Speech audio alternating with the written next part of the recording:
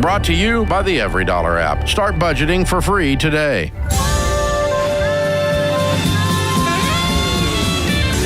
Live from the headquarters of Ramsey Solutions, it's The Ramsey Show, where we help people build wealth, do work that they love, and create actual amazing relationships. I'm Dave Ramsey, your host. Ken Coleman, Ramsey personality, #1 best-selling author, host of Front Row Seat, one of our big hits right now on Ramsey Networks. He's my co-host today. Open phones here at 888-825-5225. Katie is in Newark, New Jersey. Hi, Katie. How are you? Hi. It's nice to speak with you. It's a privilege speaking with you. You too. How can we help? So I'm calling because I'm currently 6 months pregnant with my first baby. Wonderful. And thank you. And I'm actually preparing to become a single mom. And so my question is, how can I financially prepare for that, especially considering that I do not anticipate filing for child support and receiving it because the father of my child has become an unsafe person. So I don't anticipate receiving any income there. Mm. How old are you? I'm 25 years old. Mm. Okay. And what do you do for a living? So I work for a university. I work from home. Doing what? I do like admissions counseling. Okay. All right, cool. And what do you make? So this past year, I just checked my W-2, and it said I made $45,000 last year. Okay, good. All right. And so you were already established as a single person and eating on $45,000, were you not? Yes, sir. Okay, all right. And so you may have to do some things to add some income, some work from home income during this time to be able to cover some additional expenses, some diapers and some pediatrician visits and that kind of thing. But, the news media thing of children cost so much is really just not true. They don't cost that much. Some diapers or some pediatrician visits and it's not the end of the world on that, and you're going to be working from home, which is great. So you're not going to be taking a big maternity leave. You really can't afford to take 6 months off. You are going to be working, right? Yes, sir. I do receive 12 weeks of paid maternity leave. Okay. And then I plan to just go right back to work afterward. That would be awesome. And I won't have to worry about child care expenses because thankfully, my job is pretty flexible where I can keep the baby with me and hopefully have maybe some family members come by in case I need additional help at home. Sounds like a good plan. But I do plan to go back. I like your plan. And if you can get back to work doing something before 12 weeks and add some income during that time, that just gives you a little bit more pad, right? Yes, sir, because that's my fear right now is I don't have a lot of debt, but I don't have a lot saved either. I have $1,000 in my bank account, and that's what scares me. Yeah. In 3 months, I'm going to have a little baby. Yeah. So here's the thing. The baby adds emotional weight, the responsibility. It can loom pretty large. It's a noble calling to be a parent, right? But the actual mathematical weight, it's not that heavy. So what you're feeling is just this, I was, just a 25-year-old single girl on my own. I didn't really have any responsibilities except to pay the light bill and buy some bread, right? And now all of a sudden I got this other creature that God has tasked me to take care of, right? And so the weight of that emotionally is more than the weight mathematically. Does that make sense to you? Absolutely. And that's a good thing. That's a good thing. I also think that I was raised with different values, and I was actually engaged to my baby's father. And then as soon as he found out I was pregnant, he changed his mind and left. And so this is not what I had planned, and I really wish I had done things differently. And so I'm just trying to do the right thing moving forward, but I'm just really scared. I understand. One of the things I would love for you to do, this is just practical. I want you to talk to other young moms that you may know. Get a reality check on when the baby gets to a certain age. What's baby food going to cost? What are diapers going to cost? You can do this on your own, but don't feel like you have to do it alone. But a lot of this fear is the unknown, and Dave nailed it. It's very natural because all of a sudden you've got to take care of somebody else. But I would channel this fear into, okay, let me figure out what it is I'm actually going to have to provide for this little human. And once you do that, and you can actually run real numbers, this is how many diapers they're probably going to go through. This is how much baby food we're going to go through. You don't have to worry about childcare, but put a real number around this and you'll find that it becomes less fearful. I think it's a good exercise for you to do. And then you realize, okay, I do have some debt. If I got to sell some stuff, if I got to work a little extra, get family around me to help out with watching the baby, knock this debt out, and also run the numbers on if you paid off your remaining debt, how much of a raise would that give you of income that you now don't have to spend on debt? And I think if you walk through that, you're going to see what Dave is saying. This is very doable, and you've got what it takes. Yeah, you can do this, and you're up for it. And I don't disagree with you that this wasn't your plan, and so I think there's a little bit of a I guess you said regret, I think, is what I think it's shame. I think the word you use, yeah. So that's all fine, but I think right now we just concentrate on being a great mom, and this wonderful baby is coming, and just take care of this child and just focus on all that rather than all the junk in the rearview mirror, right? Because it's really going to be an awesome event for you, and so regardless how we got here, we're still here. And so, yeah, you're right. You have to reset your mind of this wasn't my plan. So now I have a new normal. Now I have a new plan. And how am I going to prosper? Well, I'm going to grow my career, and I'm going to grow a child. And we're going to, you've done a really good job of putting the key pieces in place. You already had it solved before you called here. So I think you're probably better off than you feel like you are. That's my point. And so I think you're going to be a great mom. I'm proud of you. Thank you for calling in. And if we can help you in any way, you let us know. You call back anytime, hon. We'll be here for you. It's what we do. Open phones here as we talk about your life and your money. The phone number is 888-825-5225. That's 888-825-5225. You jump in. We'll talk about you right in front of you.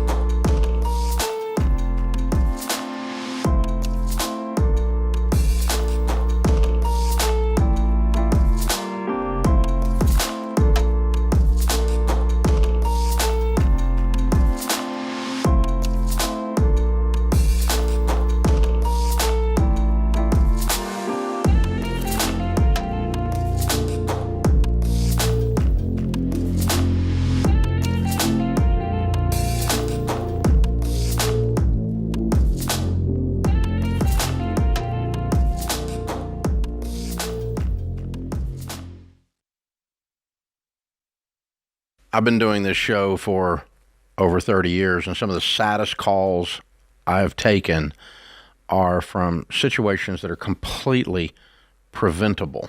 Yeah, and what's so hard is I feel like one of those, especially the ones that I'm like, oh, it's terrible, are people that call in and their spouse has passed away suddenly and they don't have life insurance. We actually took a question of a lady, and she had 3 kids, pregnant, and husband didn't have life insurance. And I'm like, I can't even imagine. Or even if it was opposite, right? If a mom passed away, there's a dad with kids and trying to figure out, how am I going to afford childcare? How do I outsource some stuff that maybe she was doing? And it just takes the grief and the sadness of something like a sudden death to a whole new level. Like when you have to think through, how am I going to pay my bills? How am I in the going to middle eat next week? Yeah, in the middle of all that grief. Like, it's terrible. And so life insurance is the one thing, especially as a mom with 3 little kids, that I'm like so big on for people to get because it's inexpensive. Xander is the place that Winston and I actually get all of our life insurance. And we keep re-upping it because I'm like, I just want it there. Like, there's something about that safety of knowing that you have money if something suddenly happens. And it doesn't cost much because Xander shops among a gazillion different companies. It doesn't cost much. You just have to admit that someday you're not going to be here. You got to say it out loud, and you got to say, I'm going to say I love you to my family by taking care of them and taking the time to put this stuff in place. It costs us stinking pizza. There really is. So that is one thing to do, to say I love you to your family. So we've used Xander for all of our family's needs for insurance for many years, including, of course, term life insurance. To get a free quote, go to 800-356-4282. That's 800-356-4282, or go to Xander.com.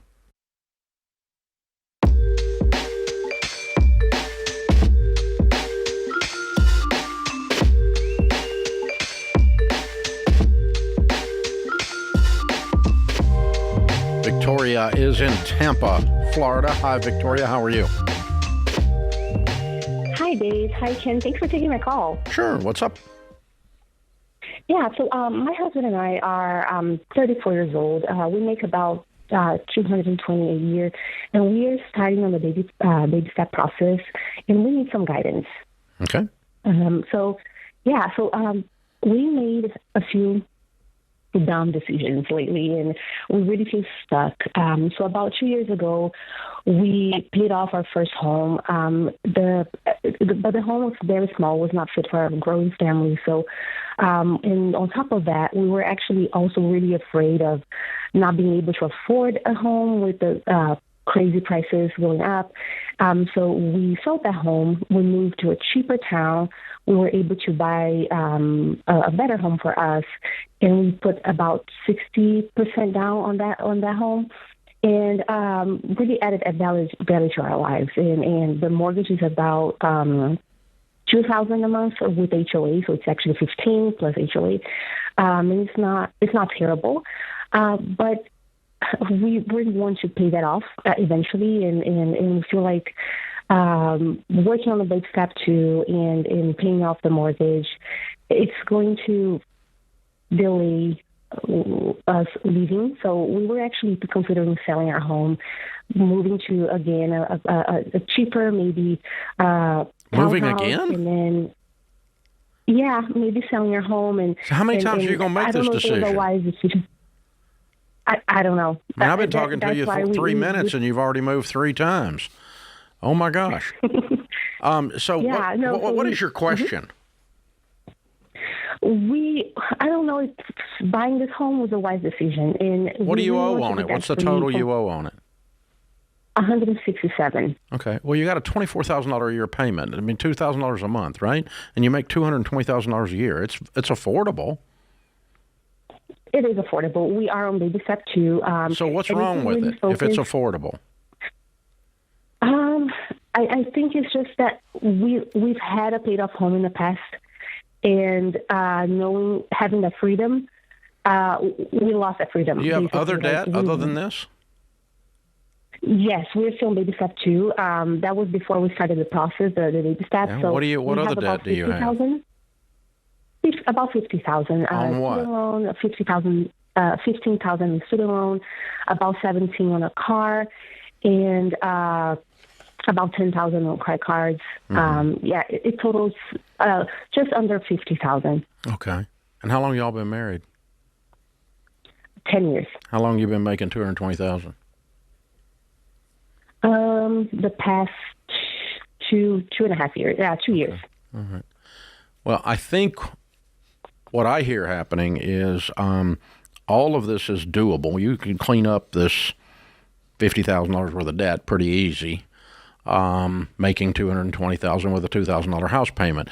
But it does mean you're not going on vacation and you're not going out to eat, and the two of you are going to sit down and do a written budget before the month begins on the EveryDollar app, and both of you agree that what we're doing is we're going to clean up this $50,000 and then we're going to clean up the $220,000. Mm-hmm. And then we do have some savings. We have about $35,000 saved up. Oh, good. That we're keeping as an emergency fund because our jobs. I don't feel safe anymore with our jobs. It feels like they're going through rewards in my job and my husband's job. So what is the probability you're going to lose your job by the end of the year? Unknown, but I would say low. You're a worry ward is what you are. You're just worrying and wringing your hands. You're a worry wart. You just worry about nothing. You guys need to line up, take that money out of the bank, pay off your stupid credit cards and cut them up, pay off your stupid car, and then line up and knock out these student loans and then lean into this house and get it done. You just worry, and then you move, and then you worry, and then you move, and then you go run up a credit card debt. And you're not going to get laid off by the end of the year. You just are worried. You need to go do it. You need to get after it. So take $34,000 out of savings, put it on your debts, smallest to largest, knock the car out and the credit cards. Then we'll lean over on the student loan, and you've just reduced your payments substantially. Get on a written, detailed plan, knock out that student loan, then rebuild your emergency fund, and then let's tear into the house. And follow the baby steps that you've been hearing me talk about. You're overwhelmed because you don't do anything about it. That's why you're overwhelmed. So just roll up your sleeves and punch this thing in the nose. Become very decisive, which is the opposite of worry. And plow right through the worry, right through the anxiety, and go do something. Action removes anxiety, Ken. Yeah, you're trying to do the wrong thing. Your strategy is, well, let's keep moving further away, cheaper areas, smaller house, to address an issue that you have the ability to address today. My goodness, you're only going to have $7,000 left on that student loan if you do what Dave just told you to do. And now all of a sudden, you've got a raise. You knock that out quickly. So you don't need to move. And Dave's exactly right. You're trying to solve the problem the wrong way. And the baby steps solve it. So just do exactly what he told you. You're going to find that all that worry disappears. Folks, 80% of what we worry about never occurs to start with. That is actually a statistical fact. And then on top of that, if you are in the business of doing something, a person of action, you don't have time to stop and worry. And so you're plowing through a system, and you just are in attack mode. Action and proactive movement slows worry down because you're doing something about it. You're doing all you can do about it. And then if you get laid off in the middle of that, well, good. You keep working. You go get another job. And you just keep moving, and you keep moving, and you keep moving. But most of the things we sit around and try to anticipate and dodge cause us to do stupid things. Yeah. So a lot of your decision-making to this point has been fear-based, is my point. And fear is not a fruit of the Spirit. Fear is good if it keeps you from touching a hot stove. But fear is bad when it paralyzes you, when it's false evidence appearing real. F-E-A-R, okay? And, that's exactly what this is. Well, the irony is that by cutting out these three debts in short order, and we just walked you through it, you're going to end up saving more money than you would on a smaller mortgage.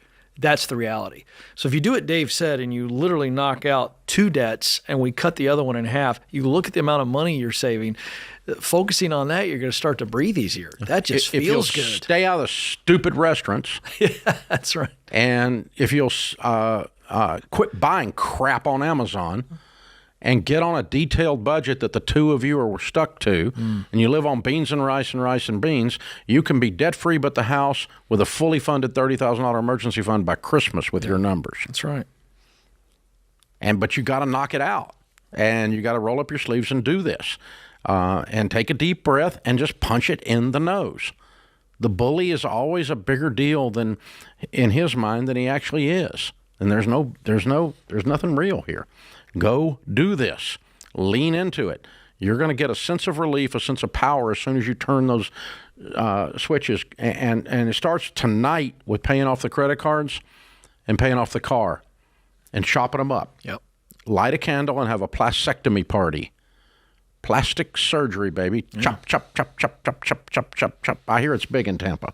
Yeah. So try it. It's great with fried bologna, too, because that's all you guys can be eating over the next 90 days. By the way, don't knock it, because there was a whole generation of us that we looked forward to fried bologna when we were kids. It's a delicacy, I'm man. telling you. I know. Delicacy. Don't knock it. Delicacy. God, the golf course is doing smoked jalapeno bologna. Oh, I'm in. My mouth is just... I'm already excited. I got stuff running down my chin right now just thinking about it. That's how you know you're enjoying it, if it's running out of both sides of your mouth. How you know you're a redneck. Getting after. Well, that's too. You might be a redneck if smoked jalapeno bologna makes your mouth water. Yes, sir. This is The Ramsey Show.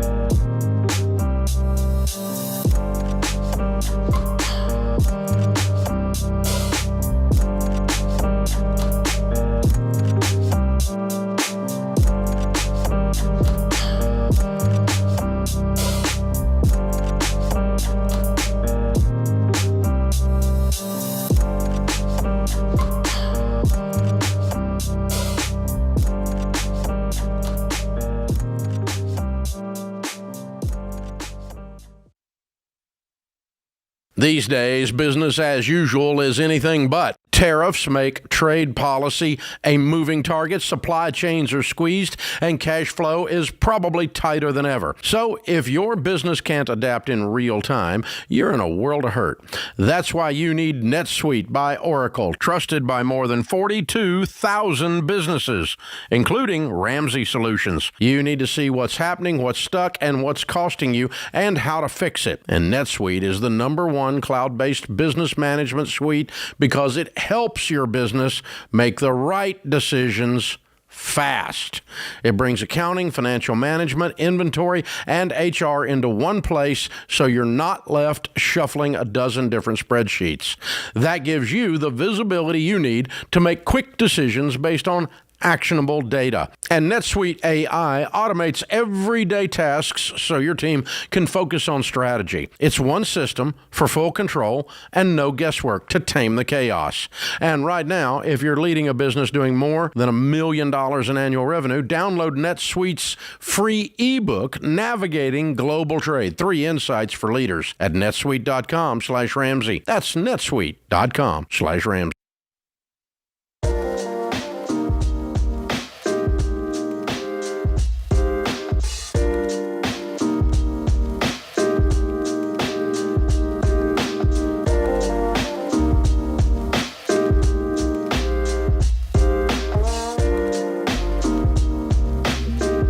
Well, it's not just another summer sale.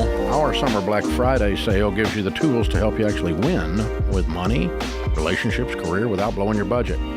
And all week long, you got a chance to score some serious bargains. Check back every day because we drop new deals all week.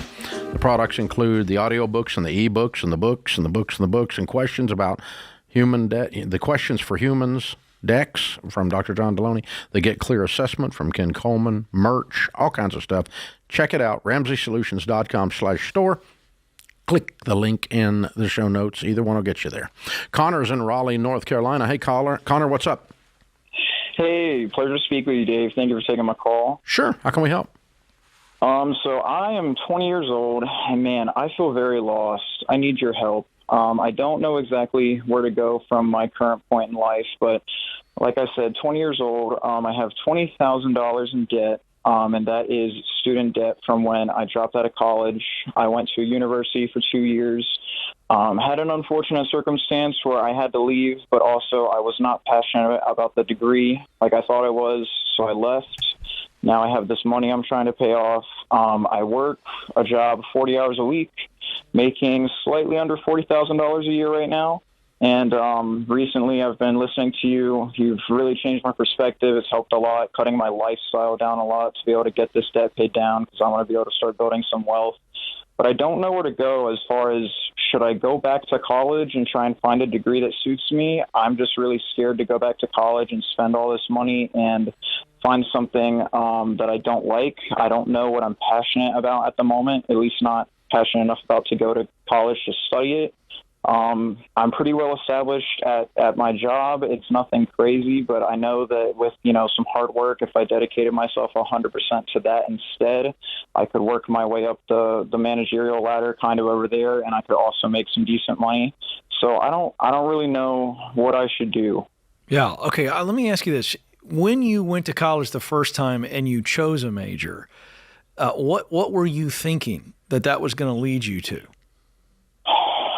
I wasn't even totally sure. Okay. I chose my major the first time based off what I did at my job. I'm a supervisor at a grocery store, and I kind of am like one of the books keepers, so counting the money every night and making sure everything's in place.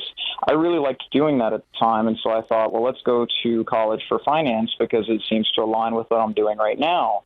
And I still like my place of work, but I realized that I like working at different areas of the company. I'm not as much into the finance part. So it led me to drop out. All right, so let me throw a couple little fun things at you, and you don't have to overthink this, and I think your brain will select for you. So there's 4 types of work. I could take every job on the entire planet, every career path, and I could put it into 4 buckets of work, okay? One is idea work, okay? And this would be kind of the space that Dave and I are in. We create content.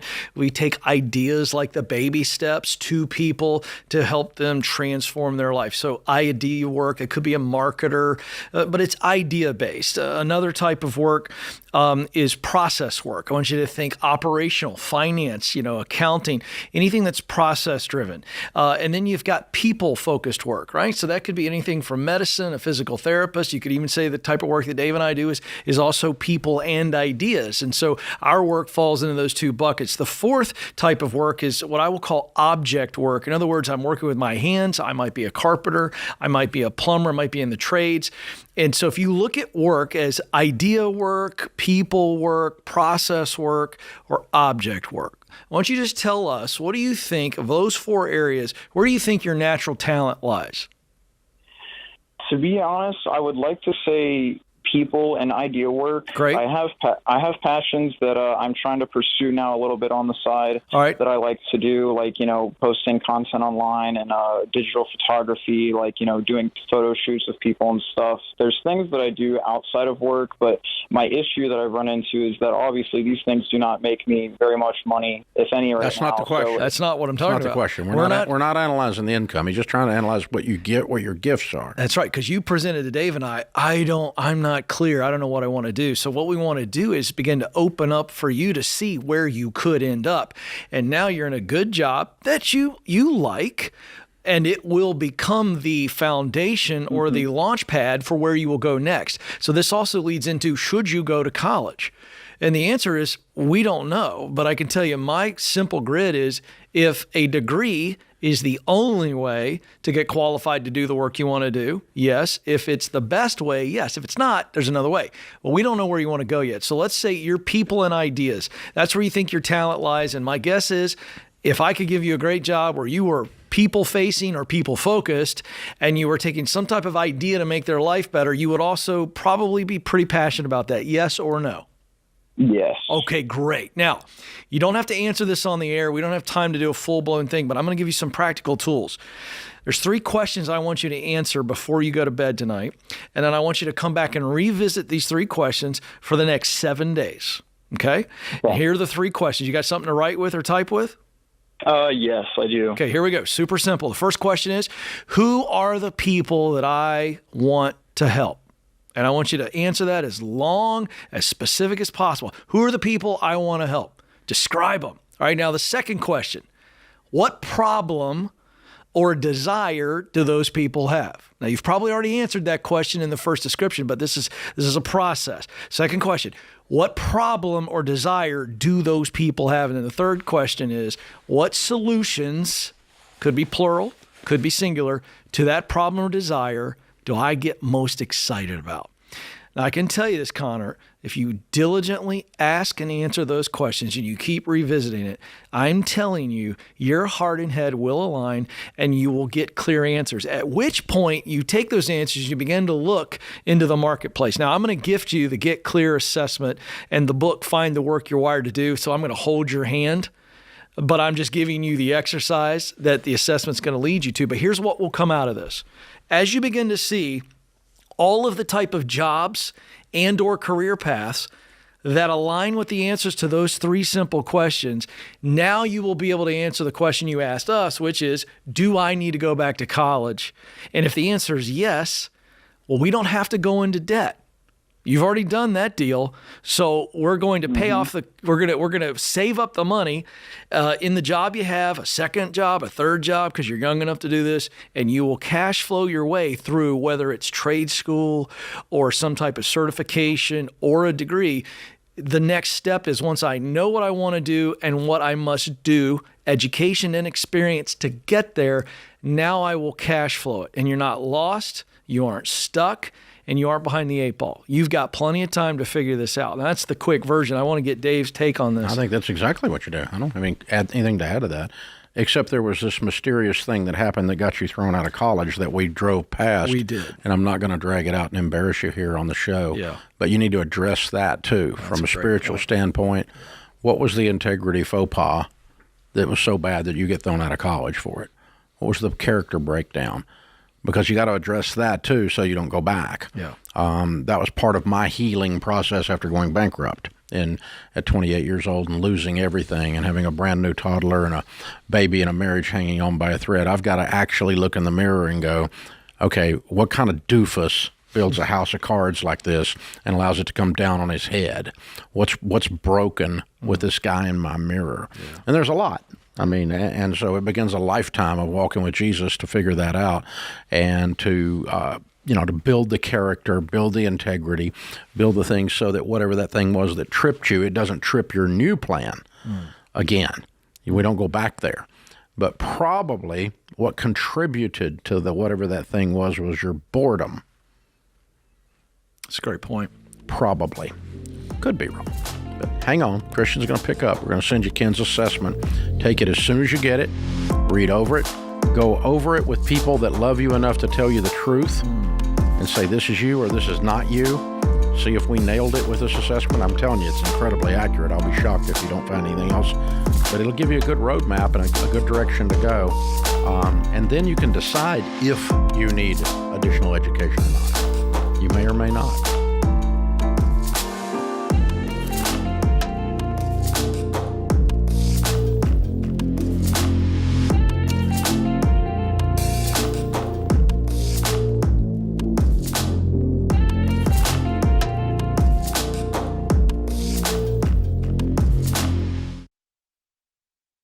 Life is unpredictable. That's why I teach the importance of things like having an emergency fund, buying term life insurance, and getting a will from my friends at Mama Bear Legal Forms. Because if you don't plan ahead for when you're gone, it can cause a big mess. And that's the last thing your family needs, especially when they're grieving your loss at the same time. But a will spells out exactly what you want to happen after you've passed away. No guesswork, no courtrooms, and no family fights. Just peace and clarity. It's your way of saying, I love you, and I took care of this so you don't have to. And thanks to Mama Bear, getting your will done is fast, easy, and affordable. In just 20 minutes, you can give your family the peace of mind they'll need during one of the most challenging times of their lives. And unlike a lot of other online will companies, the price you see at the beginning is the price you pay at mamabearlegalforms.com. So take care of it today. Go to mamabearlegalforms.com, use the promo code Ramsey to save 20%. That's 20% off with code Ramsey at mamabearlegalforms.com.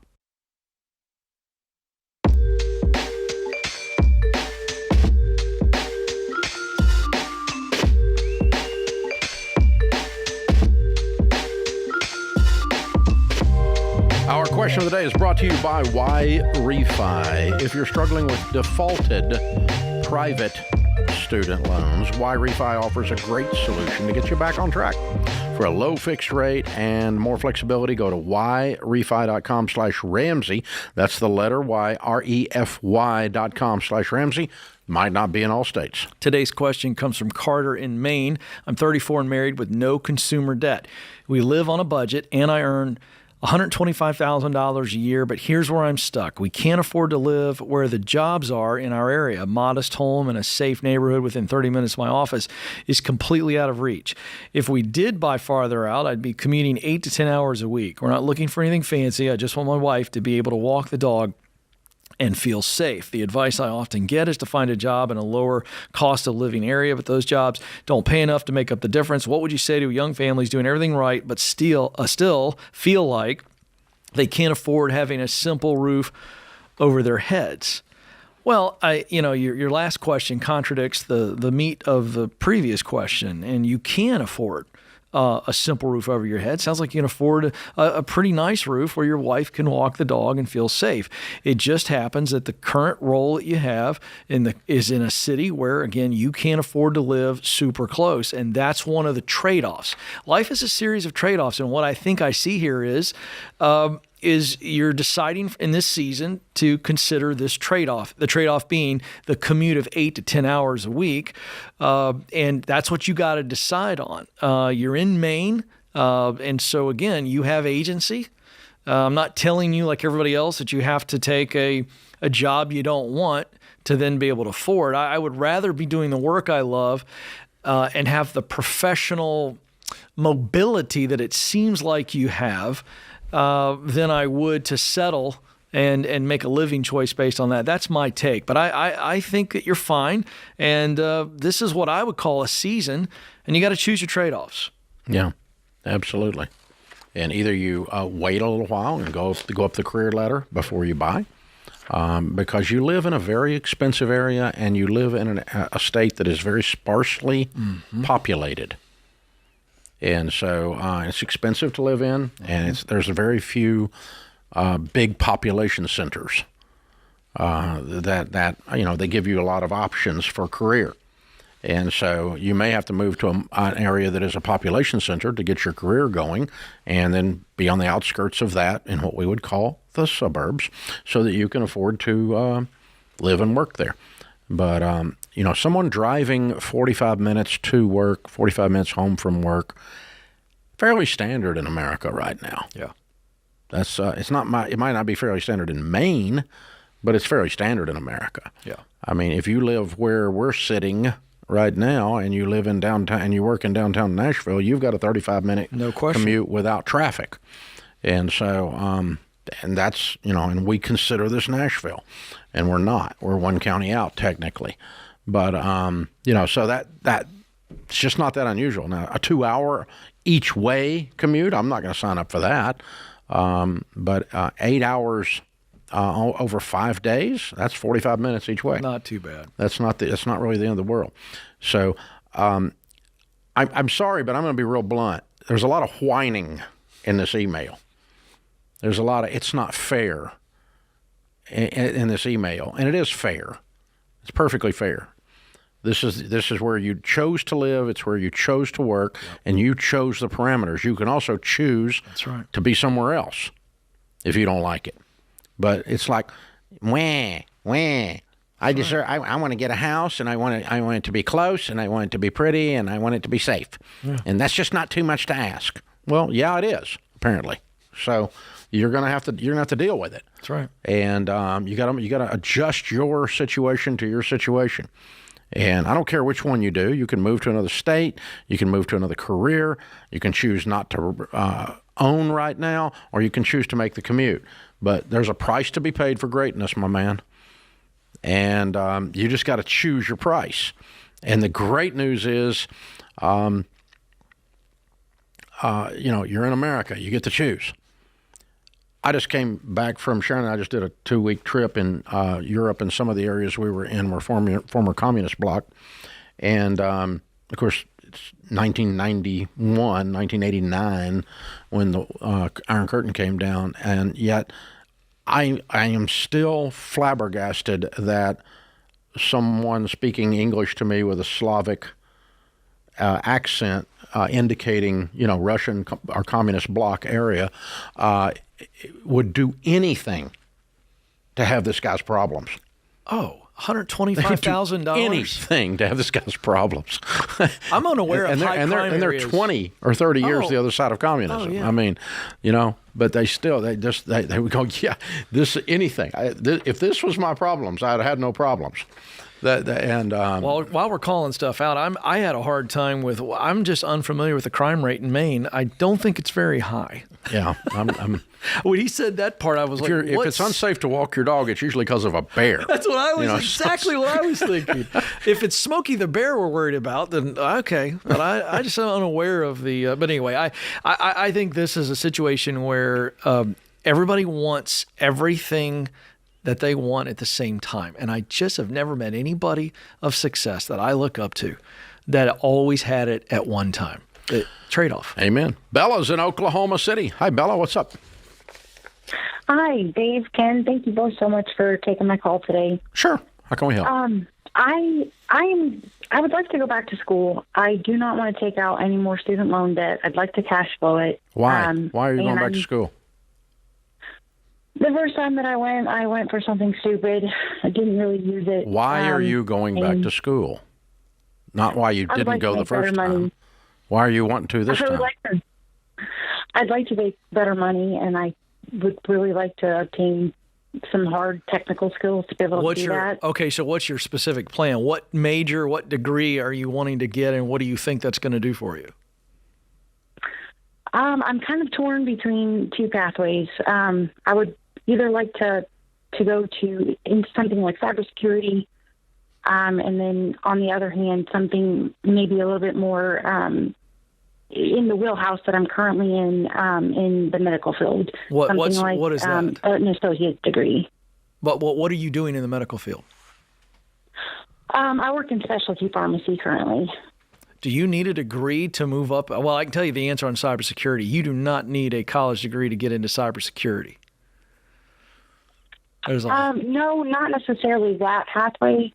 But I would like to do something like a boot camp because of the structure. I've tried to do the free things, but I kind of flounder in that lack of structure.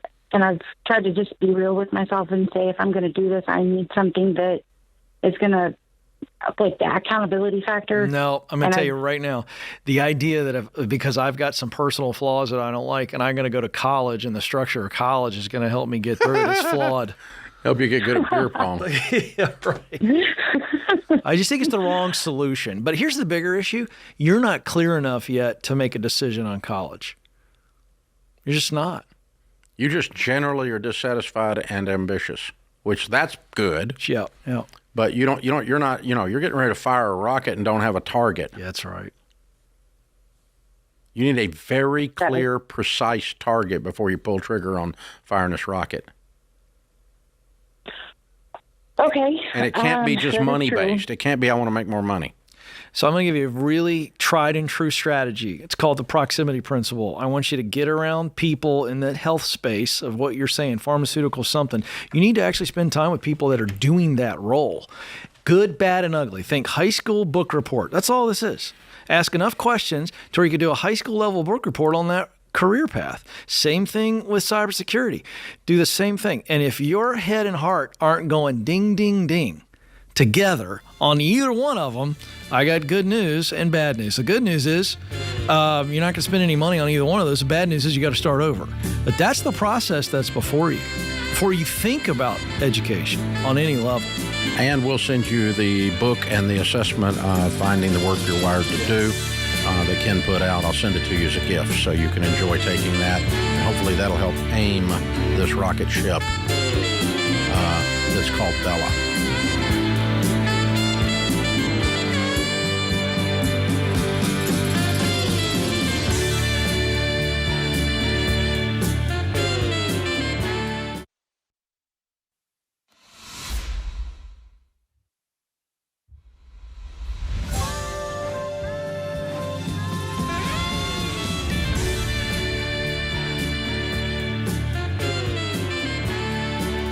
Live from the headquarters of Ramsey Solutions, it's The Ramsey Show, where we help people build wealth, do work that they love, and create actual amazing relationships. Ken Coleman, Ramsey personality, #1 best-selling author, and host of the new big hit right now on Ramsey Networks. It's called Front Row Seat. Hey, Ken. Yes, sir. What are some of the people you have interviewed for Front Row Seat in the past that have dropped in just the last few weeks or might drop in the next few weeks? Yeah, well, we just had John Maxwell drop 2 weeks ago. That's going crazy. He's dropping some leadership bombs. We got Michael Knowles, who's a conservative commentator. Daily Wire guy. Daily Wire. That one just dropped Tuesday. It's blowing up. He's got quite a following on YouTube. And I'm really excited. Just in a couple of weeks, we're going to be releasing a conversation with Jimmy John. And if you love a good sub sandwich and you're thinking, I wonder if it's that guy, it is in fact. Great, true American dream story. Started out with used sandwich equipment, and he only offered 3 sandwiches. And it's such a great story. He's got a great heart. He's a great character, and he gives some unbelievable. He's moved to our area and lives in has our become backyard. a friend of Sharon's and mine. They came over for dinner the other night. Yeah. And he was telling us a story at dinner, and I'm crying. Yeah. And everybody else at dinner tables laughing and crying. Yeah. I mean, he's an entertaining dude. Very good guy. And a great guy, billionaire, multi-billionaire. And so I said, hey, you got to go on Ken's show. Yeah, I'm grateful apparently for that. Apparently it's a great show. It is. It's a masterclass for entrepreneurs. He gives real wisdom. It's not a guy who's ever going to write a book, but he gives real practical advice. A very inspirational story. Probably one of the sweetest stories I think I've heard in a long time of somebody who invested in him. And that's all I'm going to say. You don't want to miss it. He gets choked up telling the story. And so that's just a sample of some of the stuff. We've got some really fun. Gary Sinise, American hero. When's Gary coming out? Gary releases next Tuesday. Okay. And that's a powerful story. That is a genuinely nice man, too. Yeah. A great Another guy. friend of Dave. Yeah. So Lieutenant Dan. That's right. That's it. Yeah. So they can catch it on YouTube or wherever you listen to podcasts. Comes out every Tuesday morning. Sylvie is with us in Colorado Springs. Hi, Sylvie. How are you? Hi, I'm doing okay. Thanks for having me on. Sure. What's up? So, recently started reading The Total Money Makeover, and we're on baby step 2, feeling really overwhelmed and thinking that we've gotten ourselves into a situation because of some unwise decisions. Some background on that, my husband and I were doing okay. The only debt we had was student loans, but we were living in my in-laws' basement apartment. We decided we wanted to get a house. We moved close to my family. We got a house that my parents had to co-sign on because we couldn't afford the loan, and we decided that we could afford the house if we built ourselves a basement apartment and rented it out. Man, and now it's been about a year and a half. Stretching and reaching, yeah. Yeah. So you bought a house you half, can't afford, is what we're saying, for sure. I mean, yeah. No, and period. I my mean, you got a husband- co-signer and a renter is the only way you pulled it off. Yeah. This And is we for don't have sure you renters can't yet. afford They it. don't even have renters yet. Yeah. No, our basement is half finished. It's just framed. Uh-oh. My husband's been trying to do it himself, and it's been a lot more work and a lot more time and a lot more cash intensive than we thought it would be. We've got like $10,000 on credit cards just from the basement renovations. We've got $14,000 that we owe my mom because she also gave us cash for the down payment. What is the house? and we promised What do you to pay owe that on the back. house? We owe $400,000.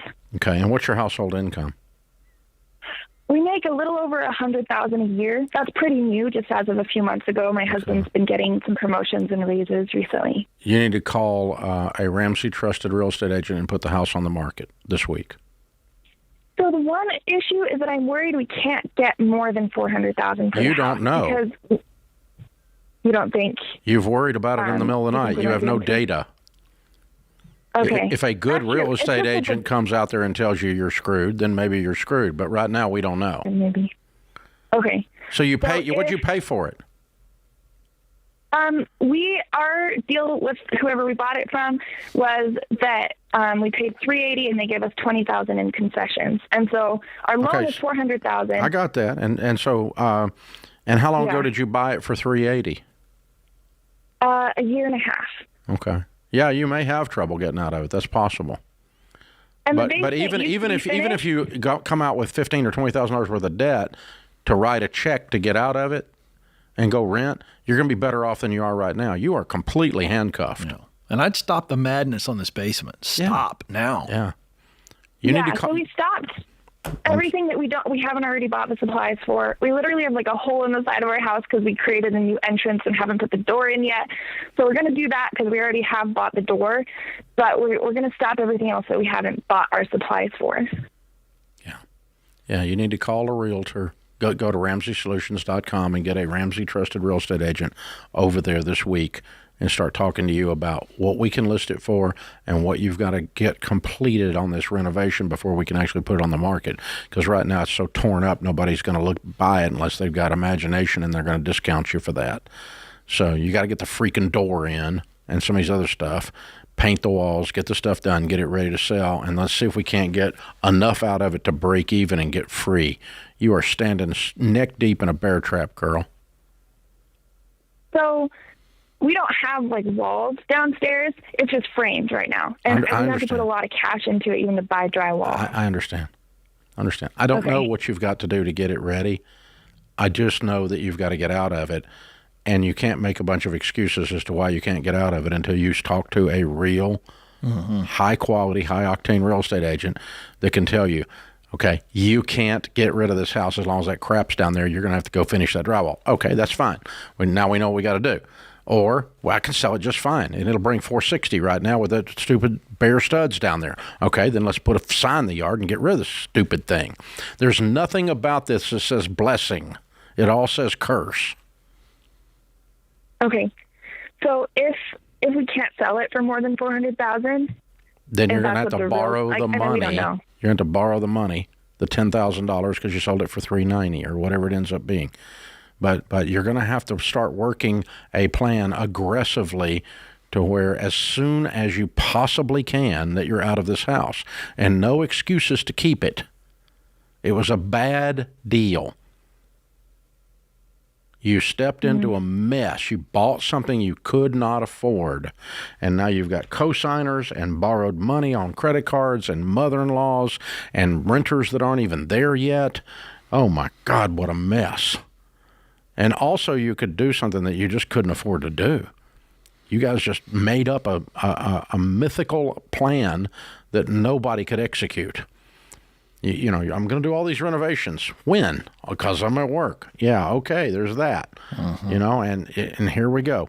You're going to be sitting here 5 years from now, and this house is still going to be hanging around your neck like a millstone. You've got to get rid of this thing as fast as you can with as little loss as possible. If you get out of this and put $5,000 in your pocket, you need to run out of the attorney's office after the closing and stand in the parking lot and do a dance. That's what you need to do, and just go, I'm free! Yeah, that's not debt-free. I'm just house-free. Folks, buying a home is sometimes not a blessing. Take note.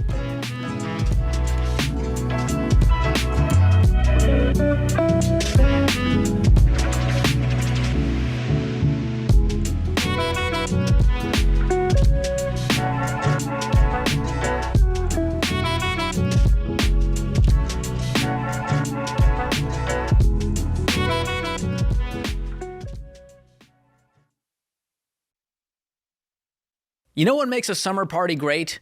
Good friends, cold drinks, and great food.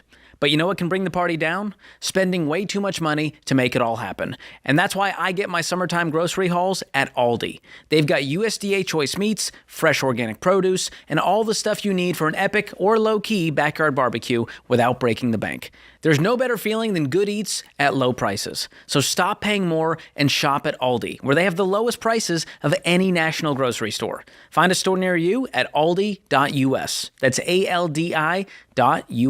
Savings based on regional analysis of Aldi versus select competitors. Prices may vary by location, product availability, and the market.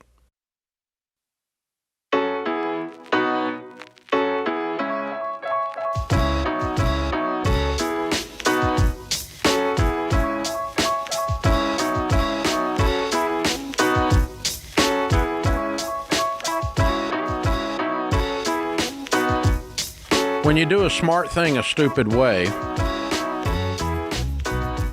it's stupid. It's no longer smart. That was deep, wasn't it? Well, I mean, here's a smart thing. Getting a car that's reliable to get you back and forth to work. going and leasing a car that costs more than you make in a year is doing a smart thing, buying a car, a stupid way, and so you made it stupid. I've done that. All of you have done that. If you've made mistakes with money, you know what that makes you? Over 12. Everyone has. Everyone's done something dumb with money. And I think one of my pet peeves, I guess because my parents were in the real estate business growing up, and I got in the real estate business immediately. 3 weeks after I turned 18, I got my real estate license, sold a house 2 weeks later to a guy. Who buys a house from an 18-year-old? Well, I'd managed to pull it off. Anyway, so I love real estate, and I love the idea of home ownership. And all of our data around becoming a millionaire says that home ownership and getting a paid-for home is a key element to your first $1 to $5 million of net worth. So if you want to become a millionaire, there's really two basic things you have to do, the data tells us. One is steadily invest in your retirement, like 401ks and Roths, in good growth stock mutual fund over a 10 to a 15-year period of time. And the other one's get a nice home that you can afford and get it paid off. If you do those two things, the data says you are more than likely going to be a millionaire as soon as that happens. And it's about a 10-year curve to a 15-year curve, something like that. But then we took that, or we took the idea of, hey, getting extra skills, getting an education, a 4-year degree. It's a good thing. But we turned it into a stupid thing because we did a smart thing a stupid way, and people go $250,000 in debt to get a degree in left-handed puppetry.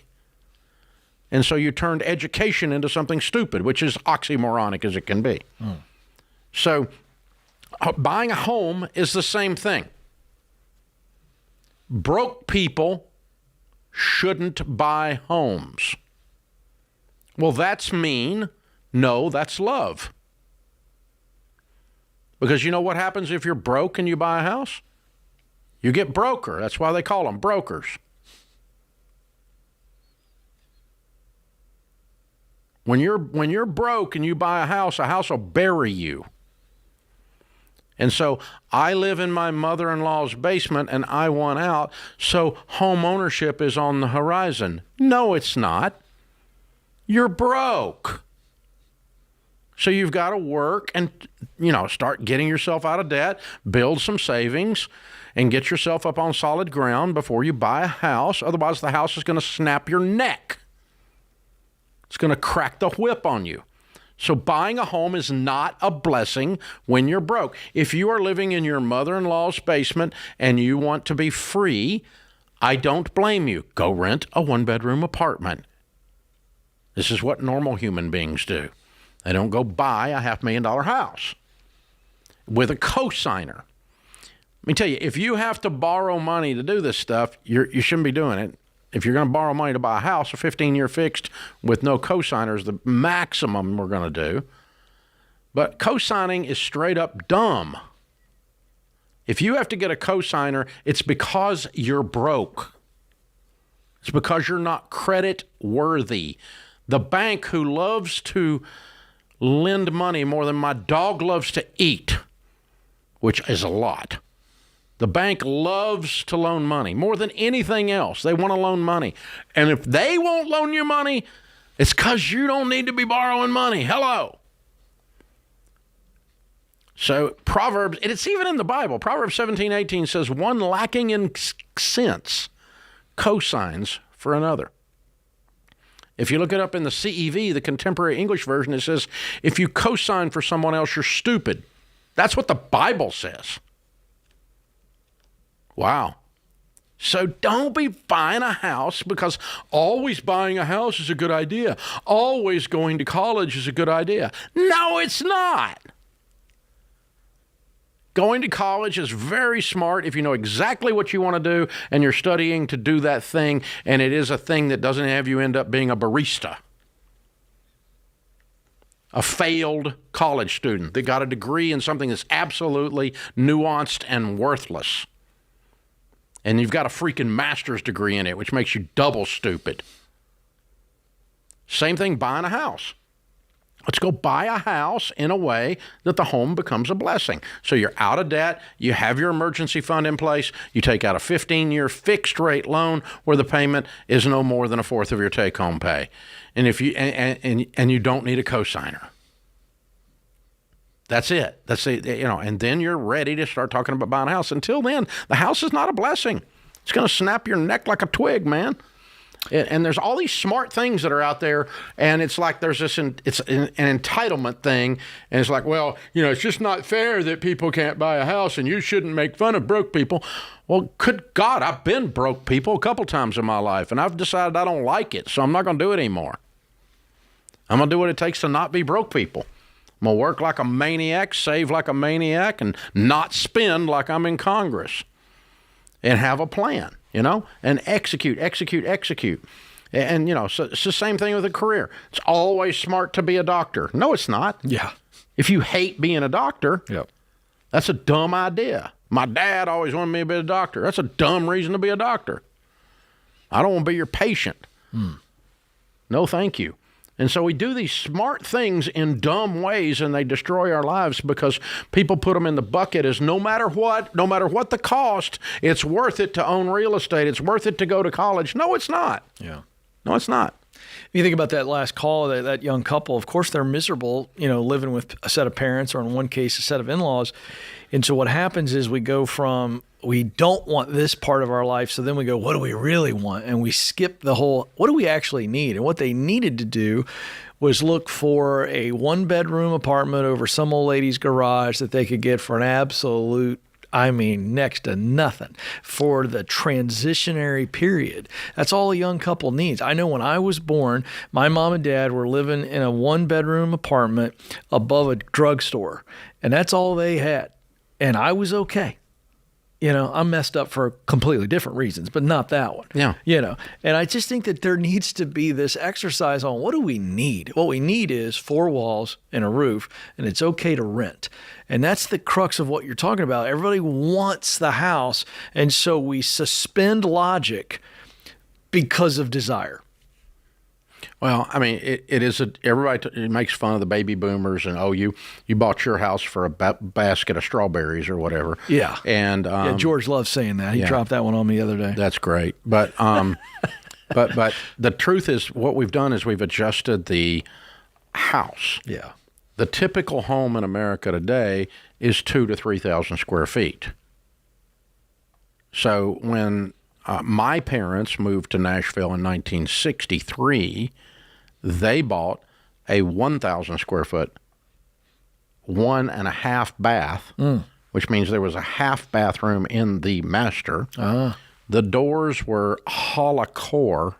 I don't even know if you know what that is. I don't. What is it? It's these doors that are almost like paper mache.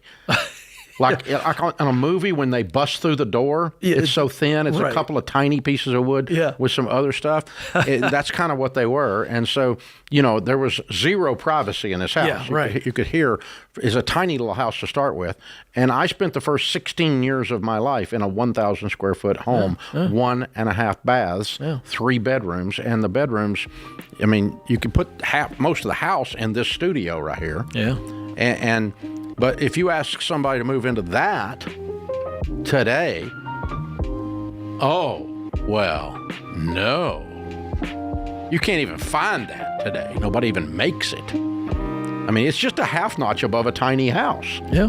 And I'm not suggesting tiny houses. Don't get confused. Oh my gosh. Folks, let's just calm down a little bit here and live within our means. It's a new concept. I've made it popular again.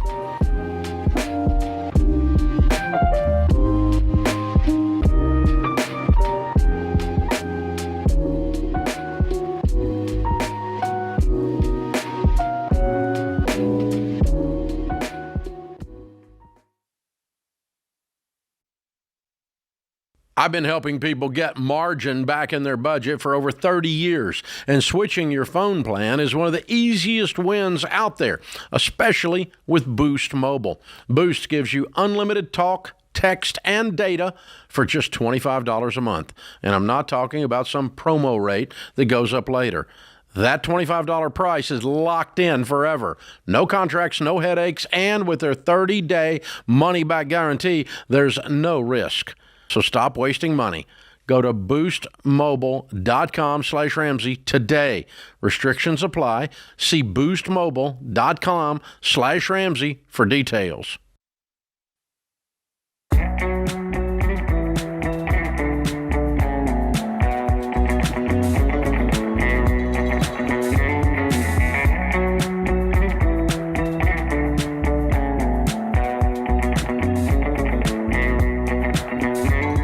If you're tired of living paycheck to paycheck and feeling like you can't get ahead, join one of our free Every Dollar trainings. There are new trainings every week this month, and they're hosted by one of the Ramsey personalities. Today was George Camel, by the way.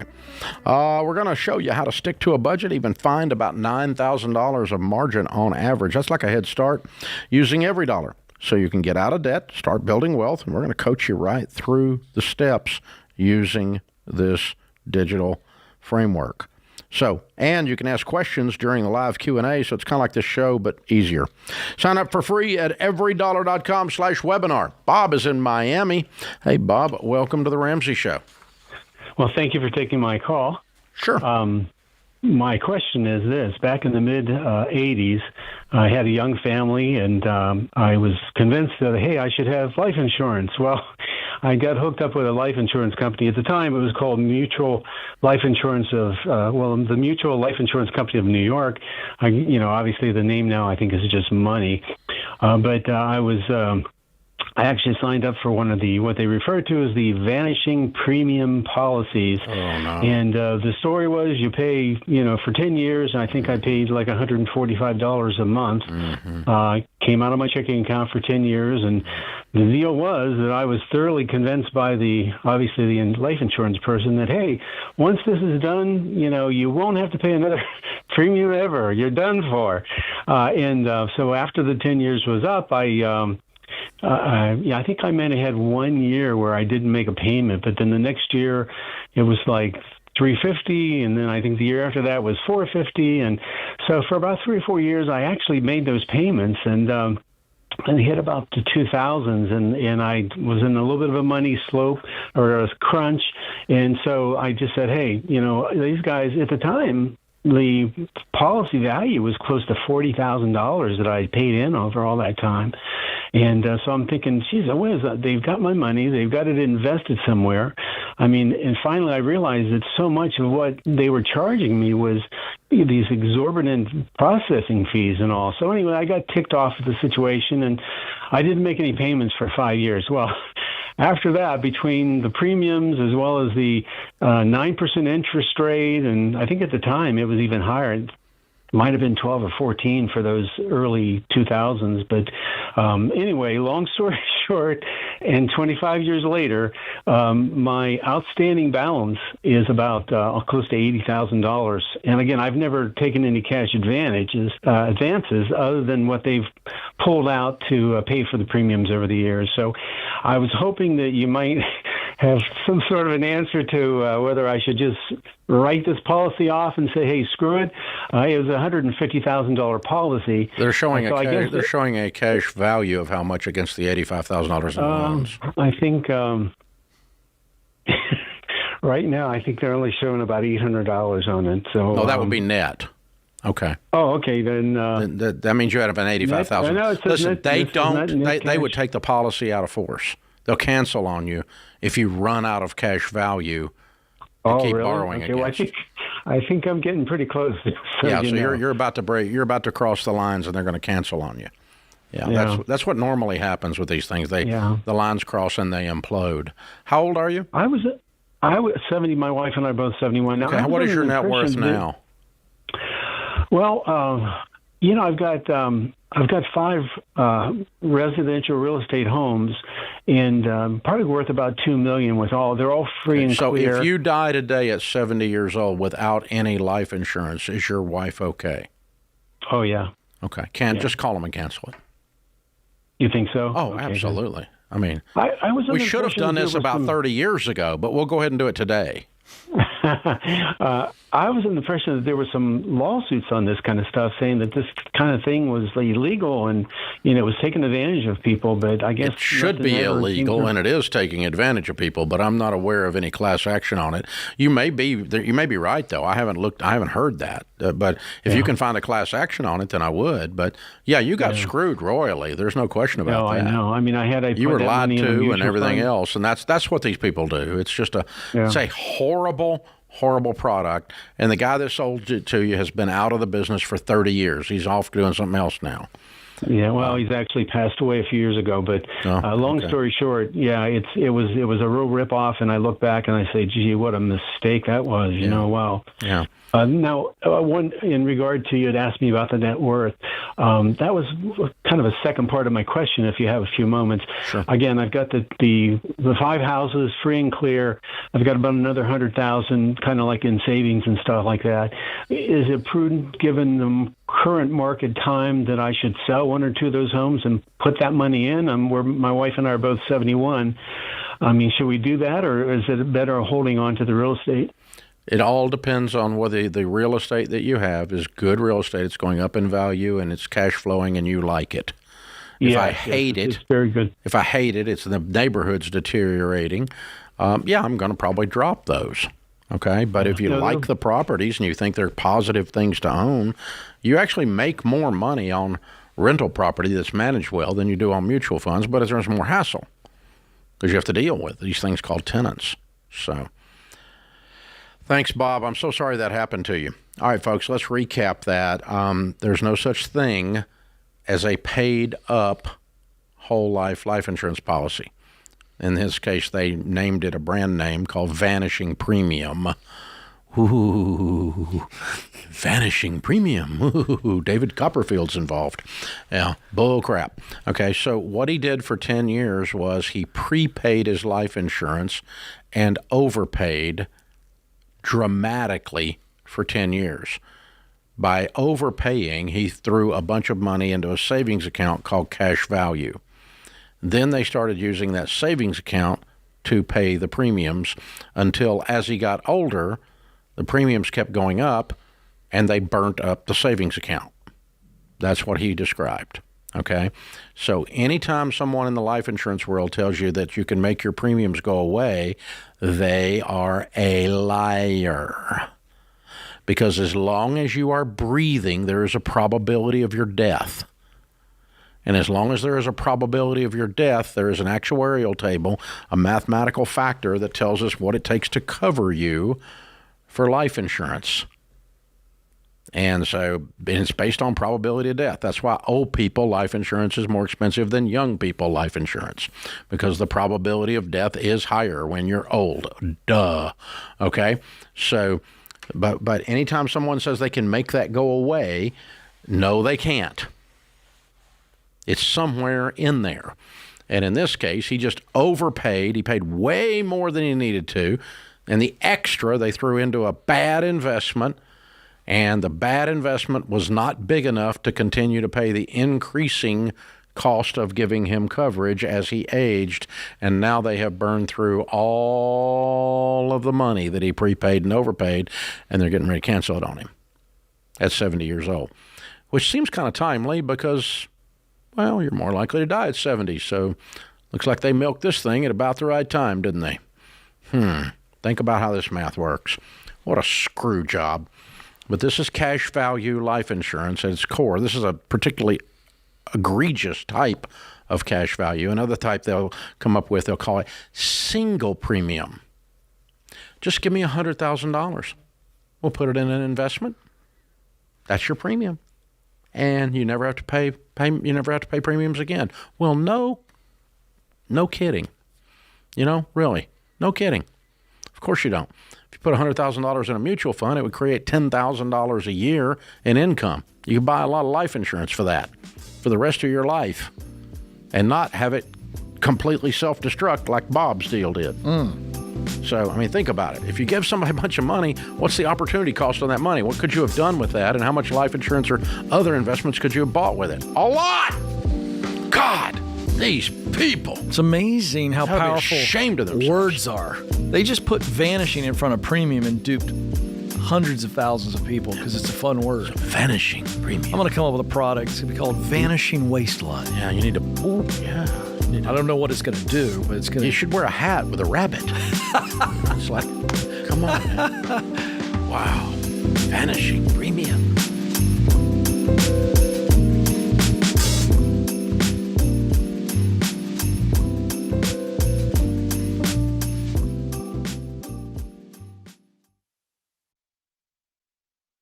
This show is sponsored by BetterHelp. Life can get messy and work can be stressful. We all know this. And when our work lives and our regular lives collide, our minds and our bodies feel it. There's a ton of research about the impact of workplace stress and bad bosses on your mental and emotional health. And most of us can't just take a vacation from work whenever we want. But we can start with small, manageable steps to take control of our work stress and our home life stress. This includes getting good sleep, getting sunlight, exercise, having good relationships, and for many of us, it means working through challenges with a great therapist. Therapy can help you navigate whatever challenges the workday or any day might bring. And if you're thinking about trying therapy, contact my friends at BetterHelp. BetterHelp is 100% online, which means it's affordable and convenient. To get started, just fill out a short online survey to get matched with a licensed therapist. And as the largest online therapy provider in the world, BetterHelp can provide access to mental health professionals with a diverse variety of expertise. BetterHelp has an App Store rating of 4.9 out of 5 stars based on over 1.7 million client reviews. It's incredible. Manage your workday challenges or any challenges with BetterHelp. Visit BetterHelp.com/Ramsey to get 10% off your first month. That's BetterHelp, HELP.com/Ramsey.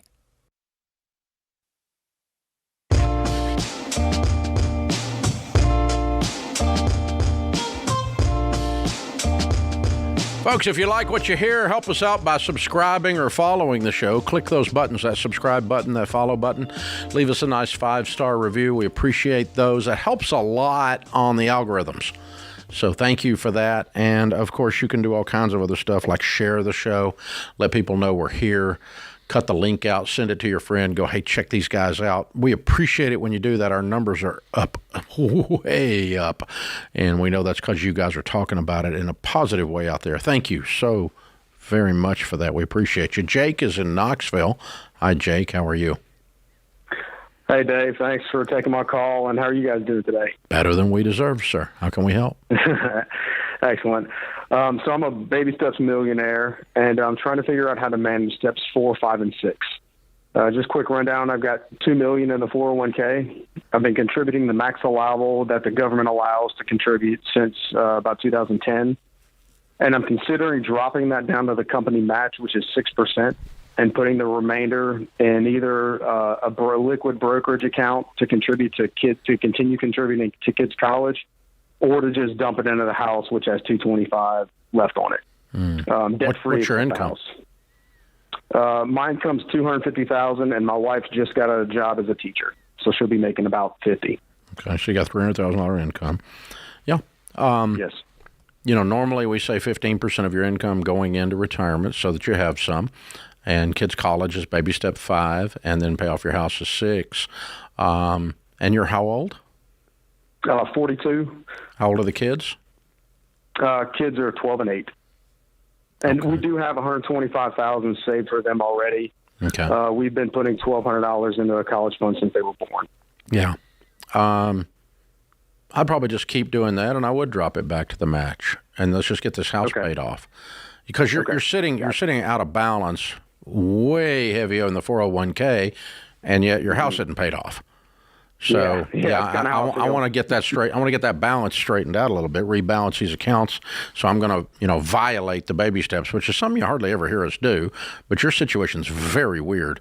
You've done an amazing job of saving. And if we'd caught you 10 years ago, your house would have been paid off, right? Yeah, probably so. Yeah, because you'd only been putting 15% away, and you've been maxing this stuff. You're a savings animal. Way to go. Congratulations. So what's your home worth? My home's worth about $600,000. Okay, cool. Yeah. Yeah, we don't plan on leaving there anytime soon. Yeah, so you're going to be worth $3 or $4 million and when you're 45 years old. And congratulations. That's pretty stinking cool. But yeah, you do want to get this house paid off, and I would lean into it hard for the next couple of years. And I would back down to match and just keep the $1,200 going in the kids thing. That's not a big deal, but that's your case is highly unusual. Yeah, but I love that you've done it. I'm proud for you. I'm certainly not going to argue with a guy that managed to get $2 million by the time he was 40-something years old. That's pretty cool, Ken. It's incredible, and I just want to make this point. There are a lot of people that are new to the show, and you're listening, you're watching this. This is a young guy who's already achieved that, and the income is not insane. $250 is great. $250,000 is a great income. Yeah, he's not making $750. Right, but he has really been diligent to save. It is very, very possible to do this. And here's a guy that committed early on $1,200. I think was he saying a month? For that's for the kids. For the kids. What I'm saying is it's just $125,000 in that account. Yeah, just tremendous discipline. It can be done. But if we'd have kept him on, we could have learned all the things they said no to over the years to get to those numbers. But to have $2 million in your retirement account at that age, you reach the point you're going to be able to do anything you want to do. Oh, for sure, pretty quick. Yeah. So, okay, let's just kind of talk about something for a minute. It's good to remind you guys. Here's how a math thing works. There's an old math trick that's accurate called the rule of 72s. Mm-hmm. The rule of 72 says if you take an interest rate and divide it into the number of 72, it tells you how long it takes a lump sum to double. So if your interest rate was 7.2, divide that into 72, it would tell you in 10 years a lump sum would double, invested at 7.2. Invested at 10%, every 7.2 years it'll double. Okay? It's an easy one too. So if we take $2 million at 42 years old, and he never adds anything to it, when he's 49, if it's invested in decent mutual funds averaging less than market returns, down around 10%, when he's 49, he's got $4 million. When he's 56, he's got $8 million. Keep going, boys and girls. When he's 63, he's got $16 million. When he's 70, he's got $32 million. This guy's changed his family tree. Yeah. Okay, that's if he doesn't add anything to it. If it just sits there and he doesn't touch it, that $2 million. That's not his house. That's not his additional investing. And so I'm talking to a young man there that if he lives into his 70s is probably going to be worth north of $50 million. In Knoxville, Tennessee, at 42 years old, he's got this started. So that's when I say I'm proud of him, I mean, that's pretty impressive. Oh, yeah. When you think about how these numbers work. This is how you change your family tree. Now, is money everything? No, money's not everything. But when you have $50 million, you're not worried about the cost of Advil if you have a headache. Okay? If you have $50 million and your car breaks, you get in one of your other cars. That's a good point. Well, that's a real nuisance. That's a problem. Yeah. That's an inconvenience. Yeah. Yeah, the tires are worn out. Oh, well, that's an inconvenience. I'll drive the other car this week. Yes, it's the blue one. Yeah, we'll just have to select a different vehicle today. And so, again, we're not saying money's everything, but what it does do is it gives you margin and it lowers your stress level because you're able to do things for you and your family. You're able to help others. Your generosity factor can go through the roof on this stuff and still have an incredible life and still, change your family tree. A godly man leaves an inheritance to his children's children, Scripture says. So, these are real things that people do out here. And so when I hear these communist socialist types that are out there going, well, the American dream is dead, I submit to you, Jake from Knoxville. Yeah. I don't think it's dead, Ken. No. Nor, by the way, did he mention any inheritance. This is just discipline. Oh, I'm positive he had no inheritance. Yeah. 100% sure. Phoenix is on the line, and that's Lyndon calling. Hi, Lyndon. How are you? Good, Dave. How are you doing? Better than I deserve. How can I help? There we go. Yeah, good to talk to you. I kind of need a little bit of advice here. Okay. So, summing it up quickly, we have about $90,000 in debt right now over 3 cars, 1 motorcycle, $3,000 in student loans, and $10,000 in credit cards. One of the cars is up for sale, and one of the motorcycles is up for sale. Good. That'll give us about $5,000, and it'll knock about $30,000 off the debt. Perfect. It gives about $5,000 in cash. Now, my wife's income is stable. She makes about $4,000 a month. She needs an SUV with work because she has to carry sensitive medical material around, so her car is kind of set. My income is very sporadic. Some months we make $4,000 or $5,000, $3,000-4,000 more than we spend, and some months we make $5,000 less than we spend. I own a business, just started it last year. It's yearly recurring services. This is our first year, so we're in the process of signing all those first customers up. Next year, What will you pay taxes on your business? What will be your taxable income? About 20%, I believe. No, honey. I mean, what will be your taxable income? How much income will you have on the business that is taxable? We make together about $120 a year. No, honey, what do you make on the business? About 65. Okay, so out of all this volatility, you're still clear. Out of all this volatility, you're still clearing $5,000 a month average.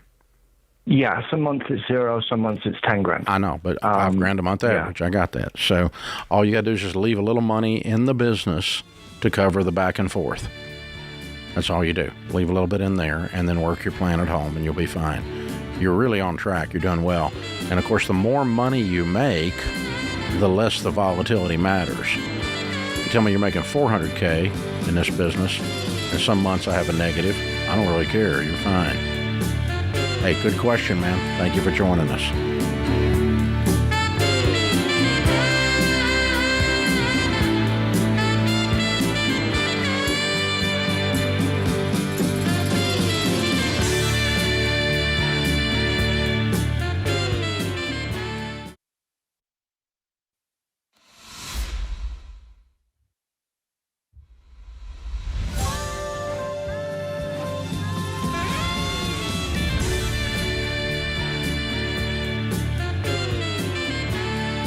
Live from the headquarters of Ramsey Solutions, it's The Ramsey Show, where we help people build wealth, do work that they love, and create actual amazing relationships.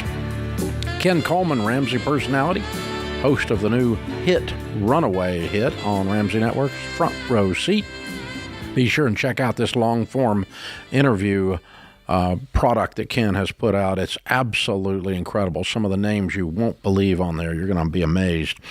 The phone number here is 888-825-5225. Ken is my co-host today. Alex is in New Haven, Connecticut. Hi, Alex. How are you? Good. How are you? Thanks for taking my call. Sure. What's up? So 7 years ago, I was asked to co-sign a house for my grandparents. They put down the down payment, and then I became co-owner with my mother. Now I'm at a point where I need to get out. I feel like I'm at a different point in my life where the cost of living in Connecticut is sky high, and I have the ability to be mobile with my job and work in a different place where I can build wealth. I was wondering if you had any advice on how to get out of this. Wow. So you and your mom are 50-50.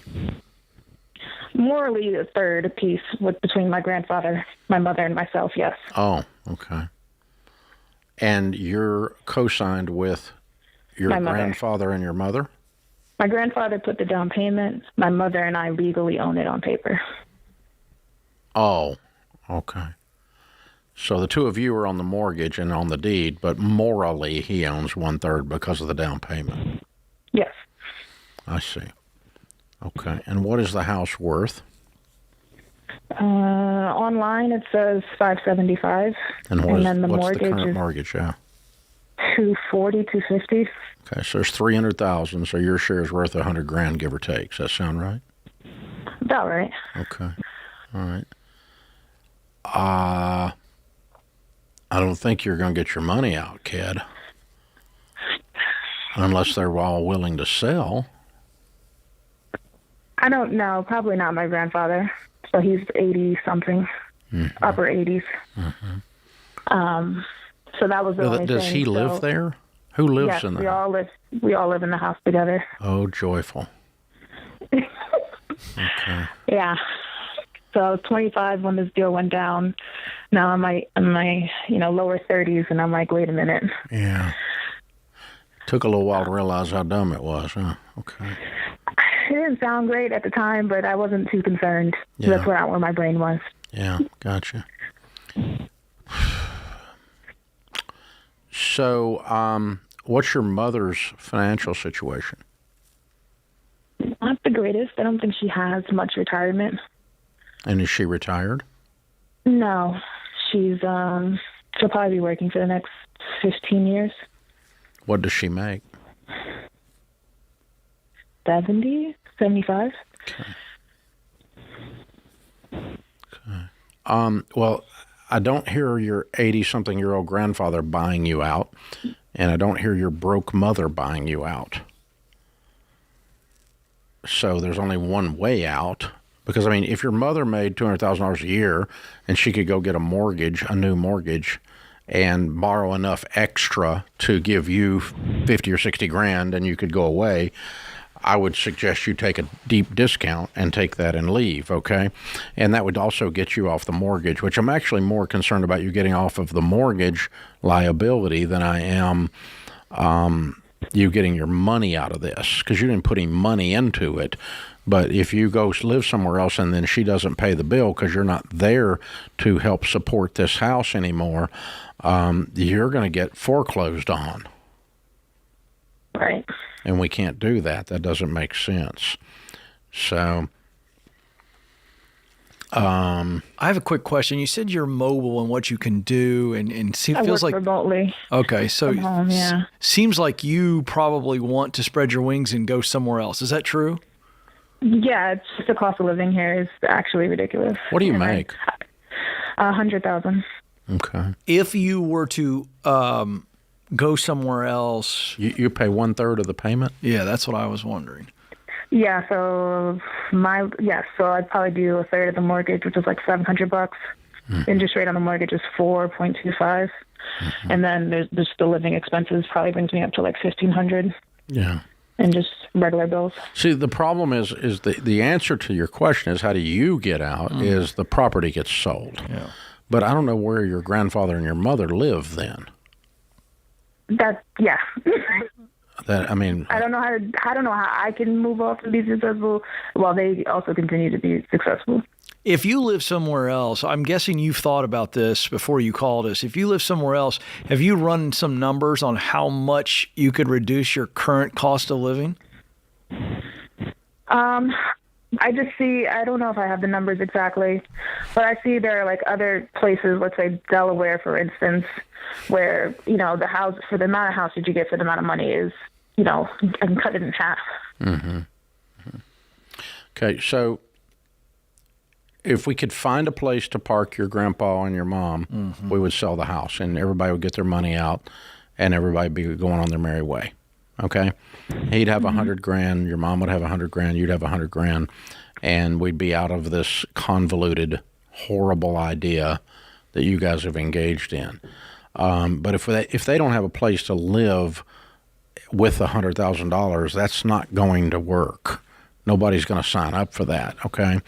So I think I'm going to begin a lot. If you could figure that out, that's the way to do it. If you can't figure that out, and I don't know what to tell you on that right now, so I can't figure it out yet. Yeah, it's just. I would tell your mom when Pop dies, we're selling the house. We have had that conversation, and we're also the family gathering house, so I'm slowly trying to introduce that's irrelevant. They can just go rent an apartment. I mean, they go rent a music hall, a dance hall, or whatever. I don't care. I don't have to be the dadgum event center. That's ridiculous. So no, mom. When Pop dies, we're selling the house. We have to. Because I have to get off this mortgage. And I'm not going to demand that we do this now and put everybody in the street. But you need to know I'm going to Delaware. I'm going to keep paying my share until he dies. And when he dies, we're selling the house. Okay? Yeah. And you need to have that like a very kind and low-key but very blunt conversation.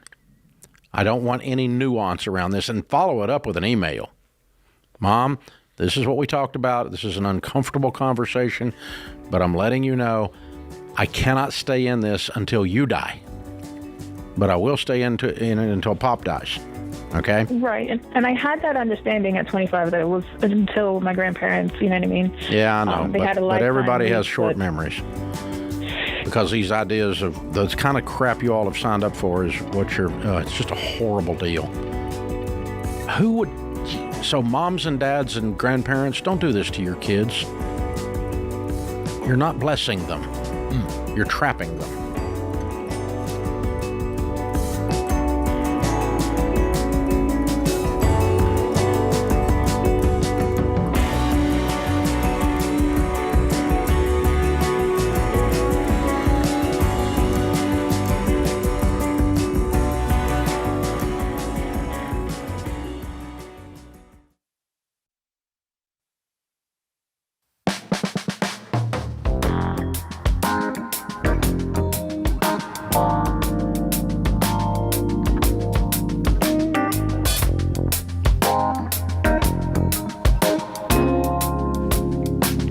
Sylvia is in Houston. Hi, Sylvia. Welcome to the Ramsey Show. Thanks, Dave. Thanks for taking my call. Sure. What's up?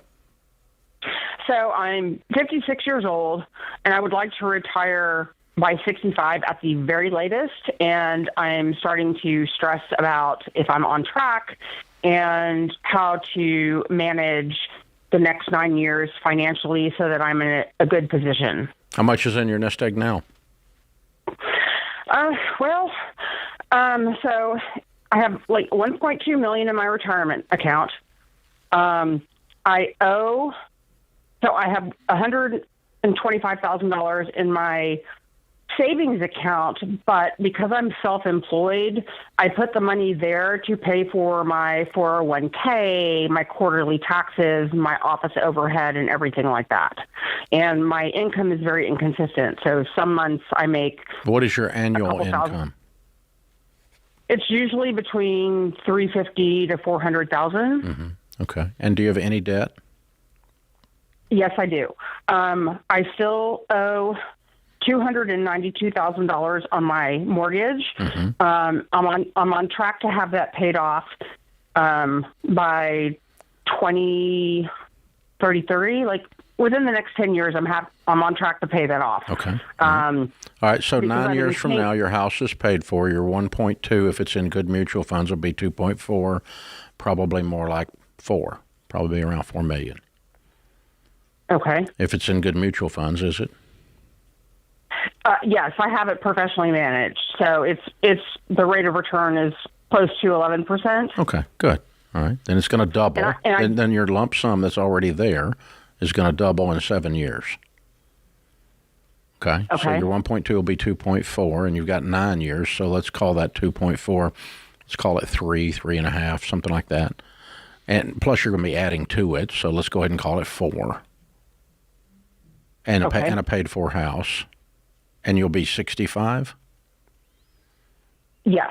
Okay, paid-for house and $4 million and no other debt. Well, I do have some other debt. How much? Well, I mean, at that point you won't. Well, and that's one of my questions is, do I because I'm self-employed, I'm solely responsible for funding my 401k. So one of my questions today is, do I put more money towards my 401k, or do I pay off my car notes? You pay off your car note. You stop putting money in retirement until you get your car paid for. And then you quit borrowing money.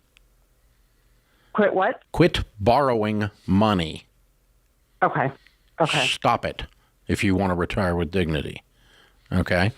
If you quit borrowing money, you pay your car off, and then you start your 401k, and you make $300,000, you're going to do it this year. Okay? You're going to do it by Christmas. So it's not the end of the world. Pay it off fast. Get done with it. And then systematically pay off your home. And I'd try to get my house paid off faster than your plan. I think your plan's a little weak. But either way, at 9 years, you're going to be sitting on $4 million or more in your mutual funds with a paid-for house, okay? Now, Okay. If you invest that, continue to invest that at 11, and you were to pull off 8, and it grows by 11 every year until you die, you're going to continue for it to grow by 3 because you're going to consume 8. 11 minus 8 is 3. You follow me? Yeah. Okay. So if you let it grow by 3 to cover some inflation, pull off 8. So 8 is going to be $240,000 a year. Okay. So that's what $4 million at 8% is. And you're not even touching the $4 million, and you're growing it by 3% a year. And that's you in 9 years, okay? You're fine. But you got to execute this. Okay. You can't go screwing around and doing a bunch of stupid stuff, right? But I mean, if you execute the plan that you already were on and we just fine-tuned, that's where you'll be.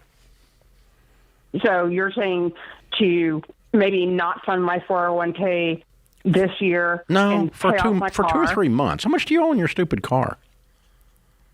On my car, I owe 15, and it's only 1 year old.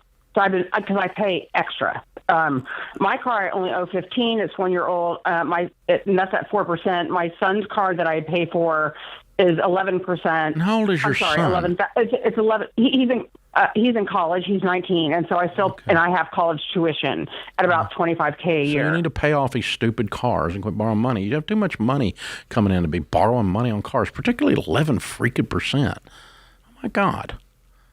No. I'm sorry. It was $11,000 at 2.5%. Okay. So I misspoke. Yeah, but car debt with your income and your net worth is just lazy. Okay. You know better. Okay. It's just you know better than that. Just clean that mess up. Okay.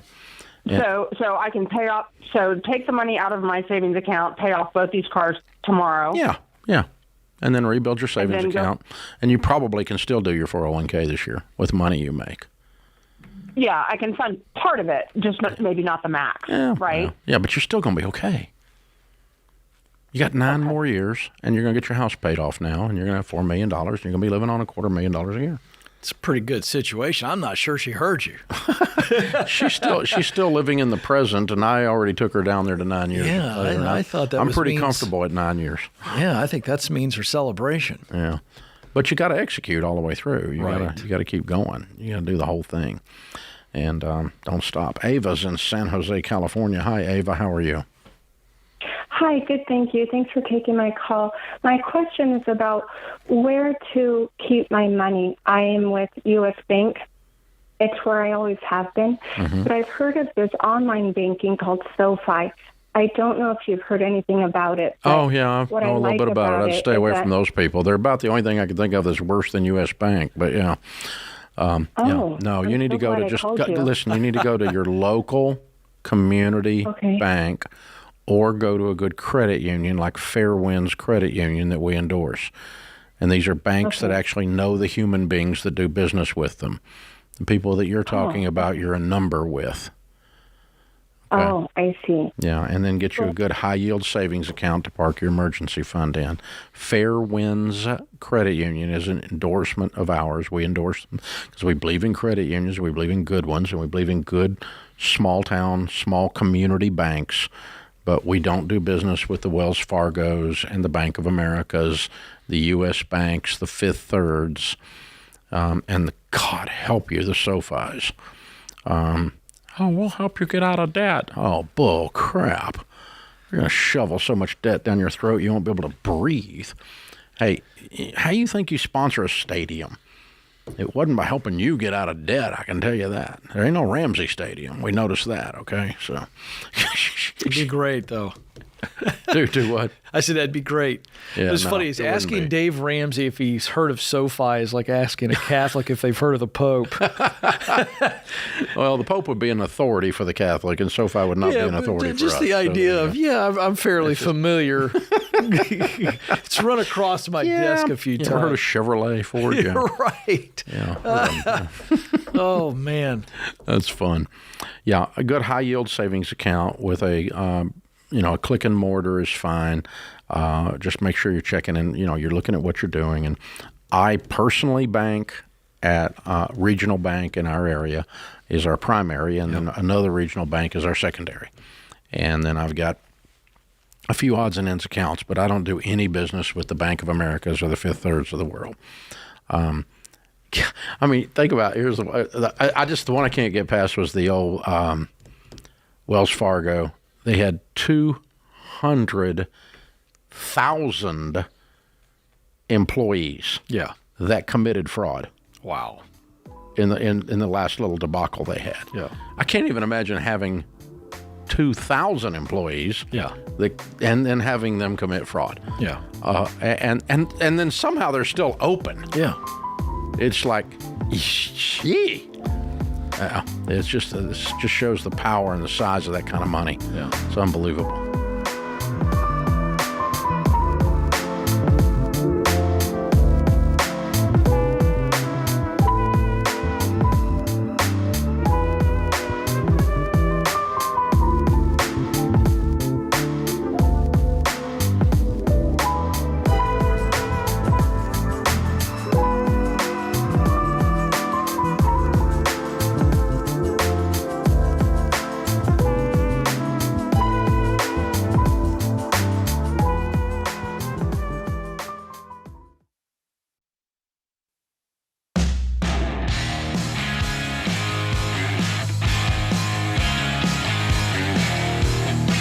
In the lobby of Ramsey Solutions, there's always about 50 to 200 folks come by, sit and watch the show. We do it on the glass from 1 to 4 every Monday through Friday.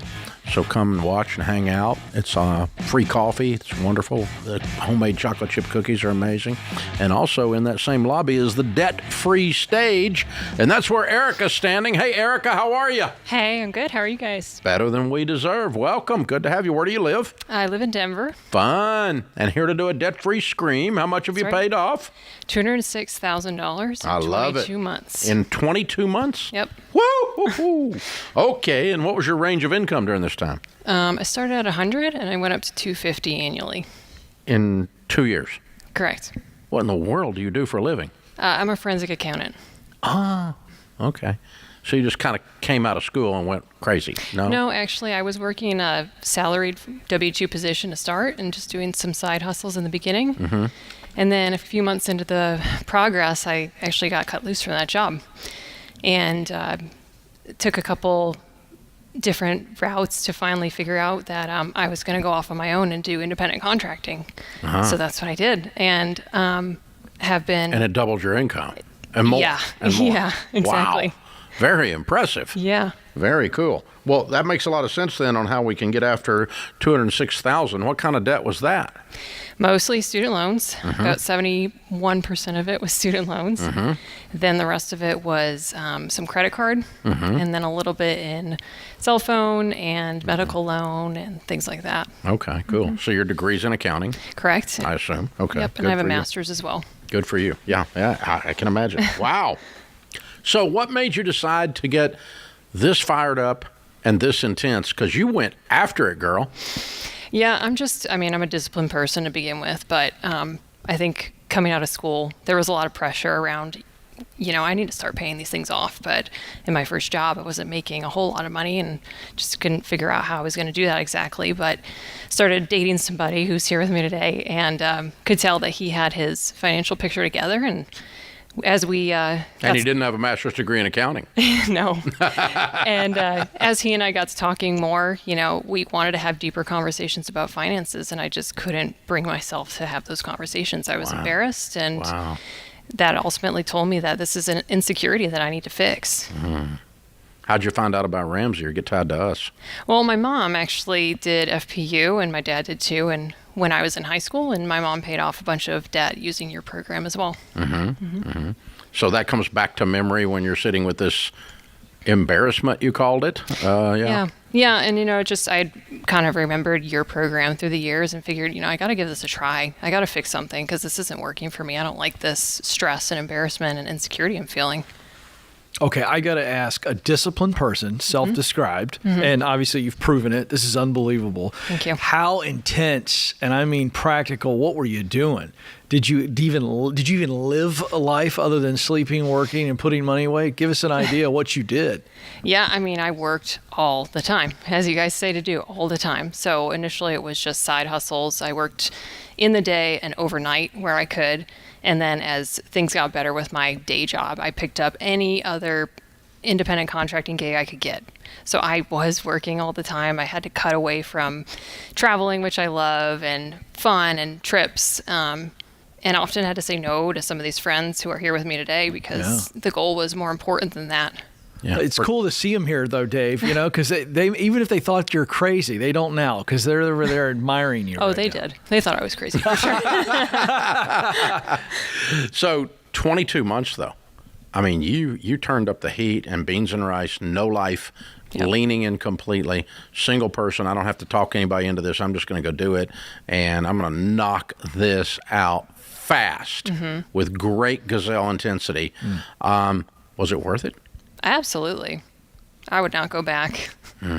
Yeah, and I tell everybody that, even if they still think it's crazy and nuts what I did, I'm like, it is so much better on this side of it. And I was just saying to somebody a few minutes ago where we were waiting for this segment that I just don't feel guilty anymore about taking these trips or having fun. I feel like I earned it. You did. That's why you feel that way. Yeah. And you more than earned it. I mean, you did something highly unusual, which Absolutely. That's the sign of being a successful person, by the way. But yeah, pretty impressive. Yeah, because I wonder if you had done it at half speed, like on a 44-month schedule rather than a 22-month schedule, if you'd even made it. Yeah.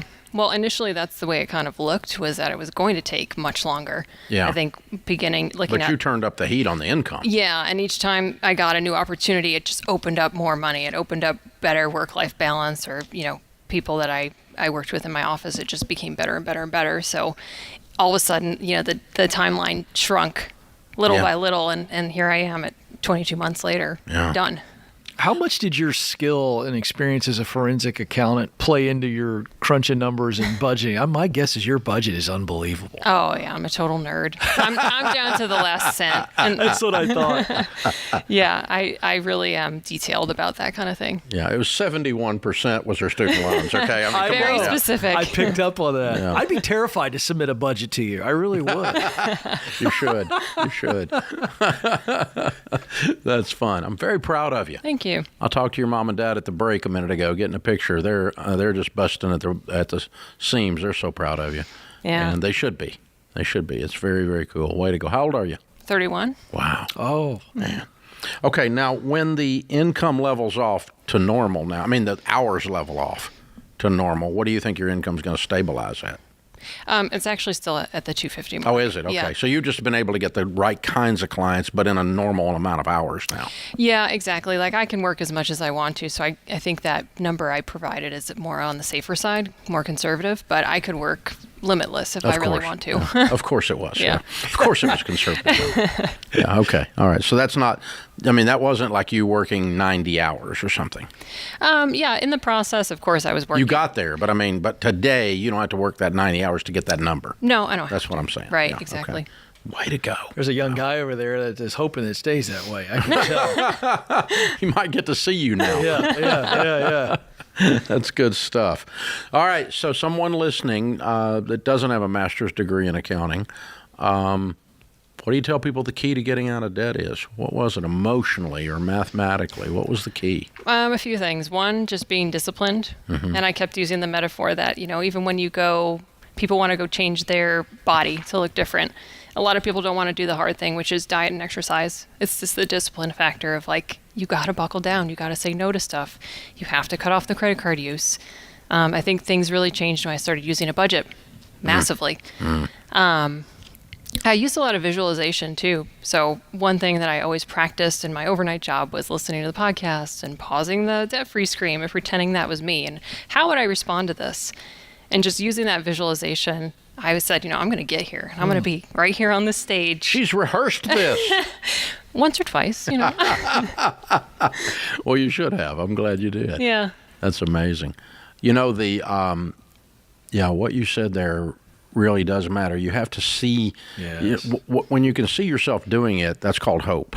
Mm-hmm. And people that don't have hope don't move forward on whatever it is. And it's interesting, too, you with a master's degree in accounting, and I've got a degree in finance, we weren't taught how to do a budget. A personal budget, that didn't ever come up. I mean, a business budget or to analyze a P&L, and see where the problems were and what the issues were with the cash flow, which is your forensic accounting, what you're doing, but you're doing analysis, obviously. But but we weren't taught to do, okay, the light bill is this, and here's the grocery bill, and here's what the rent is. That never came up. Personal finance is not part of an academic training in our world. Right. And so for you to sit down and do that, it's kind of like it sounds so stinking obvious that a master's in accounting would do that. But I'm so proud of you. Well done. All right, Erica from Denver, $206,000 paid off in 22 months, making $100 to $250. Count it down. Let's hear a debt-free scream. 3, 2, 1. I'm debt-free. Yeah! Love it! Woohoo! Man, she's on fire. Wow, what a story.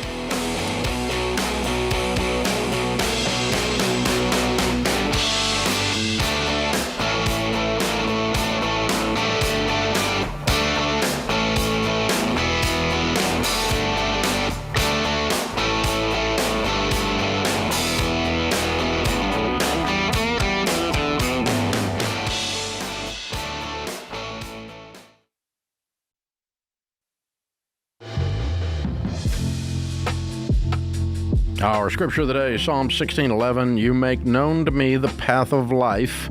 In your presence is fullness of joy. At your right hand are pleasures forever. Claude Pepper said, life is like riding a bicycle. You don't fall off unless you stop pedaling. Folks, buying or selling a home right now is a big deal, and we're here to make the latest trends easy to understand. If you want to know what's happening with prices, with inventory, with interest rates, you can find all of that with Market Trends. Go to RamseySolutions.com/market or click the show notes when you're ready. Jennifer's in Little Rock. Hi, Jennifer. How are you? Hi, sir. Thank you so much for taking my call. Sure. What's up? Well, I'm desperate for some sound advice. My mom is in the middle of escrow. She's actually very near the end of escrow, trying to sell her home. Very late in the process, we discovered that there were 3 liens on the home from a loan that my dad took out in 2007. Now, my dad died in December of last year, and this was news to us. My mom did not know about these liens. And since we feel like we're running out of time, we don't have any answers questioned as far as if my dad ever tried to pay these back, if the person ever tried to collect over the last 18 years. So my question is, do we continue with the sale of the house and cut the lien holder a significant check due to the supposed interest that's accrued? Do we pull out of the sale of the house? Have you been in touch with the lien holder? The lien holder has been negotiating with the real estate office, and they've let us know in no uncertain terms that she is difficult to work with, not a very nice person. What's the lien from? We don't know. Our best guess is that he was trying to borrow some money to help the house not to be in default way back then. But who did he borrow it from? He borrowed it from an ex-coworker, and she is listed as the trustee, and her company, her real estate company, is listed as the beneficiary. Mm-hmm. But this is all we know. All we know is that there were Okay, so you've had contact, and they gave you a payoff amount, and you just don't like it. Yeah. Well, no, they haven't. We have been told that she wants the amount that was owed plus interest. That would be reasonable. Right, but she won't let us see anything. And we were told this week, actually, that she would give us numbers. We've asked for a promissory note. We've asked for any indication that any of this has ever been touched, paid, or sought after over the last 18 years. Yeah. How much is it? So the loan was $33,500, and so we're looking at upwards of $67,000. And then what's the equity in the home? It's still a very large amount. My mom is trying to sell it, and so far she might only walk away with $180,000. She's selling it for $900,000. Is there other? And you said there's other liens. Well, it's all three separate liens to the same person in the total of $33,000. Oh, I got you. Okay. Yeah. All right. Well, you've got two choices. One is you get a solid number from this person, and you pay them that amount, and you get clear title. Even if you don't like it. Two is you delay escrow. Just call the buyer and go, we can't sell it because we can't get settlement on this lien. I can't give you clear title. The contract you sign says you have to offer them clear title, and you can't because you can't get to the bottom of this lien. And then you sue the woman. Okay, that was the other option. Is do we just give her the money and then come back for it later? No, you don't give her the money if you're going to sue her. You stop the sale. Okay. Don't sell the house. Okay. Give her nothing. Don't give her money to buy the attorney to fight you with.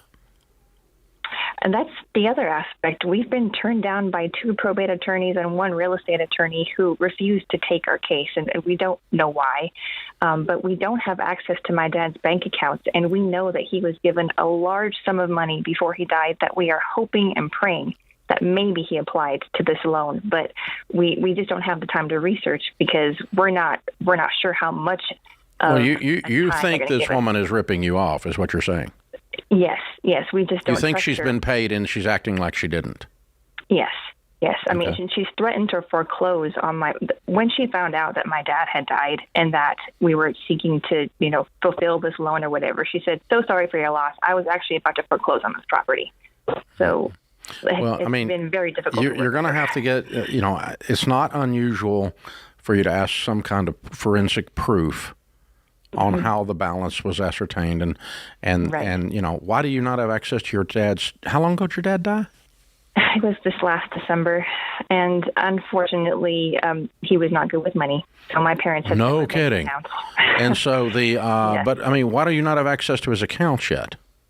Well, we tried to get it through probate, but like I said, we've had 2 attorneys tell us that this is just too much of a big mess, and either they don't want a part of it, or it just, I guess, doesn't matter to them to try to pursue this for us. But your mom didn't have access? No, she did not. She was not listed on the account anyway. And when she tried, you just hadn't found a good attorney yet. I mean, it's not a big deal to get access to accounts. That's what we've been if told. You got the access, you get access to the accounts, then you can tell whether he actually paid something, and you've got proof that he paid something against this lien. But we don't know what the original lien is. There's no paperwork on any of it anywhere. Right. Yeah. So we're asking for more time, but we're feeling backed into a corner with escrow closing. You have a choice. You either delay the closing and sue the woman and get the thing in probate and get the account information out and do a full forensic on it and figure out what's really owed, if anything, on this lien, or you just write her a check and move on with your life. Yeah. And by the way, just to be very clear, I don't know that this woman's a crook. Your dad is the one, that's to blame for all this. Oh, yes. Not this woman. She very legitimately loaned him hard cash at some point, and he didn't document squat, and she wants her money back. I really don't hear anything wrong with what she's doing, except that she's a bit of a butt. That's the only thing I hear from her, okay? But she could be just disgusted with your family. That's very possible. I mean, so I'm going to give you a better than 50% chance she's giving you real numbers. I don't hear anything here that sounds crooked to me, other than the fact that she's got an attitude. But if you think that if you have some reason to believe she's cooking the books, then the only thing you can do is delay the closing or stop the sale completely, lose the buyer, get another buyer later after you sue her and get to the bottom of this, and you get the but you may go through $20,000 in legal fees only to find out that you actually owe all this. That's very possible. But now I will tell you, in your defense, since I took up for this lady, the lady ought to be able to just provide you guys with some basic documentation and go, look, your dad loaned me, I loaned him this much money. He never paid on it. I'm aggravated with him. So therefore I'm aggravated with y'all, even though you didn't do anything technically.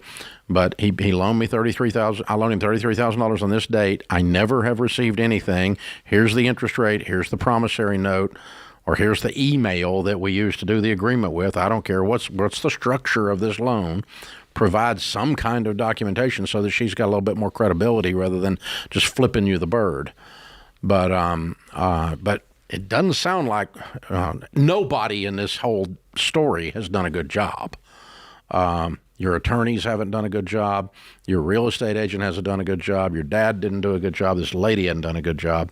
So nobody in here is blameless. But I got a feeling, just listen to this, that your dad borrowed $33,000 from her and never paid her. Mm-hmm. That's just kind of what it sounds like. That fits the pattern of the other stuff he did. So you may want to just add up the interest on the $33,000 and pay her, and move on with your life, and then go get a probate attorney and try to get those accounts unlocked and figure out if there's any money in there, and then be shocked if there is. Wow. Could a forensic accountant help with this? Yeah, but you got to be able to get a hold of the information. Yeah. So the probate's first. Yeah. The lady that just did the debt-free scream could help her, Well, I was wondering if a forensic accountant could do the research on the lady who loaned Dad the money. Yeah, but you got to be able to lay your hands on documentation. Somebody's got to have a file somewhere. Yeah. E-file or hard copy, either one. You got to be able to say, here's the actual promissory note, here's the terms of the note. And so, he's in default, and I was getting ready to foreclose. Mm. Yeah. Ouch. What a mess. Yeah, I think it's a coin toss, Jennifer. I don't know which one I would do. I'd want to learn a little bit, as much as I could learn, and I got a feeling she's probably got a fairly legitimate claim. That puts this hour of the Ramsey Show in the books. We'll be back with you before you know it. In the meantime, remember, there's ultimately only one way to financial peace, and that's to walk daily with the Prince of Peace, Christ Jesus.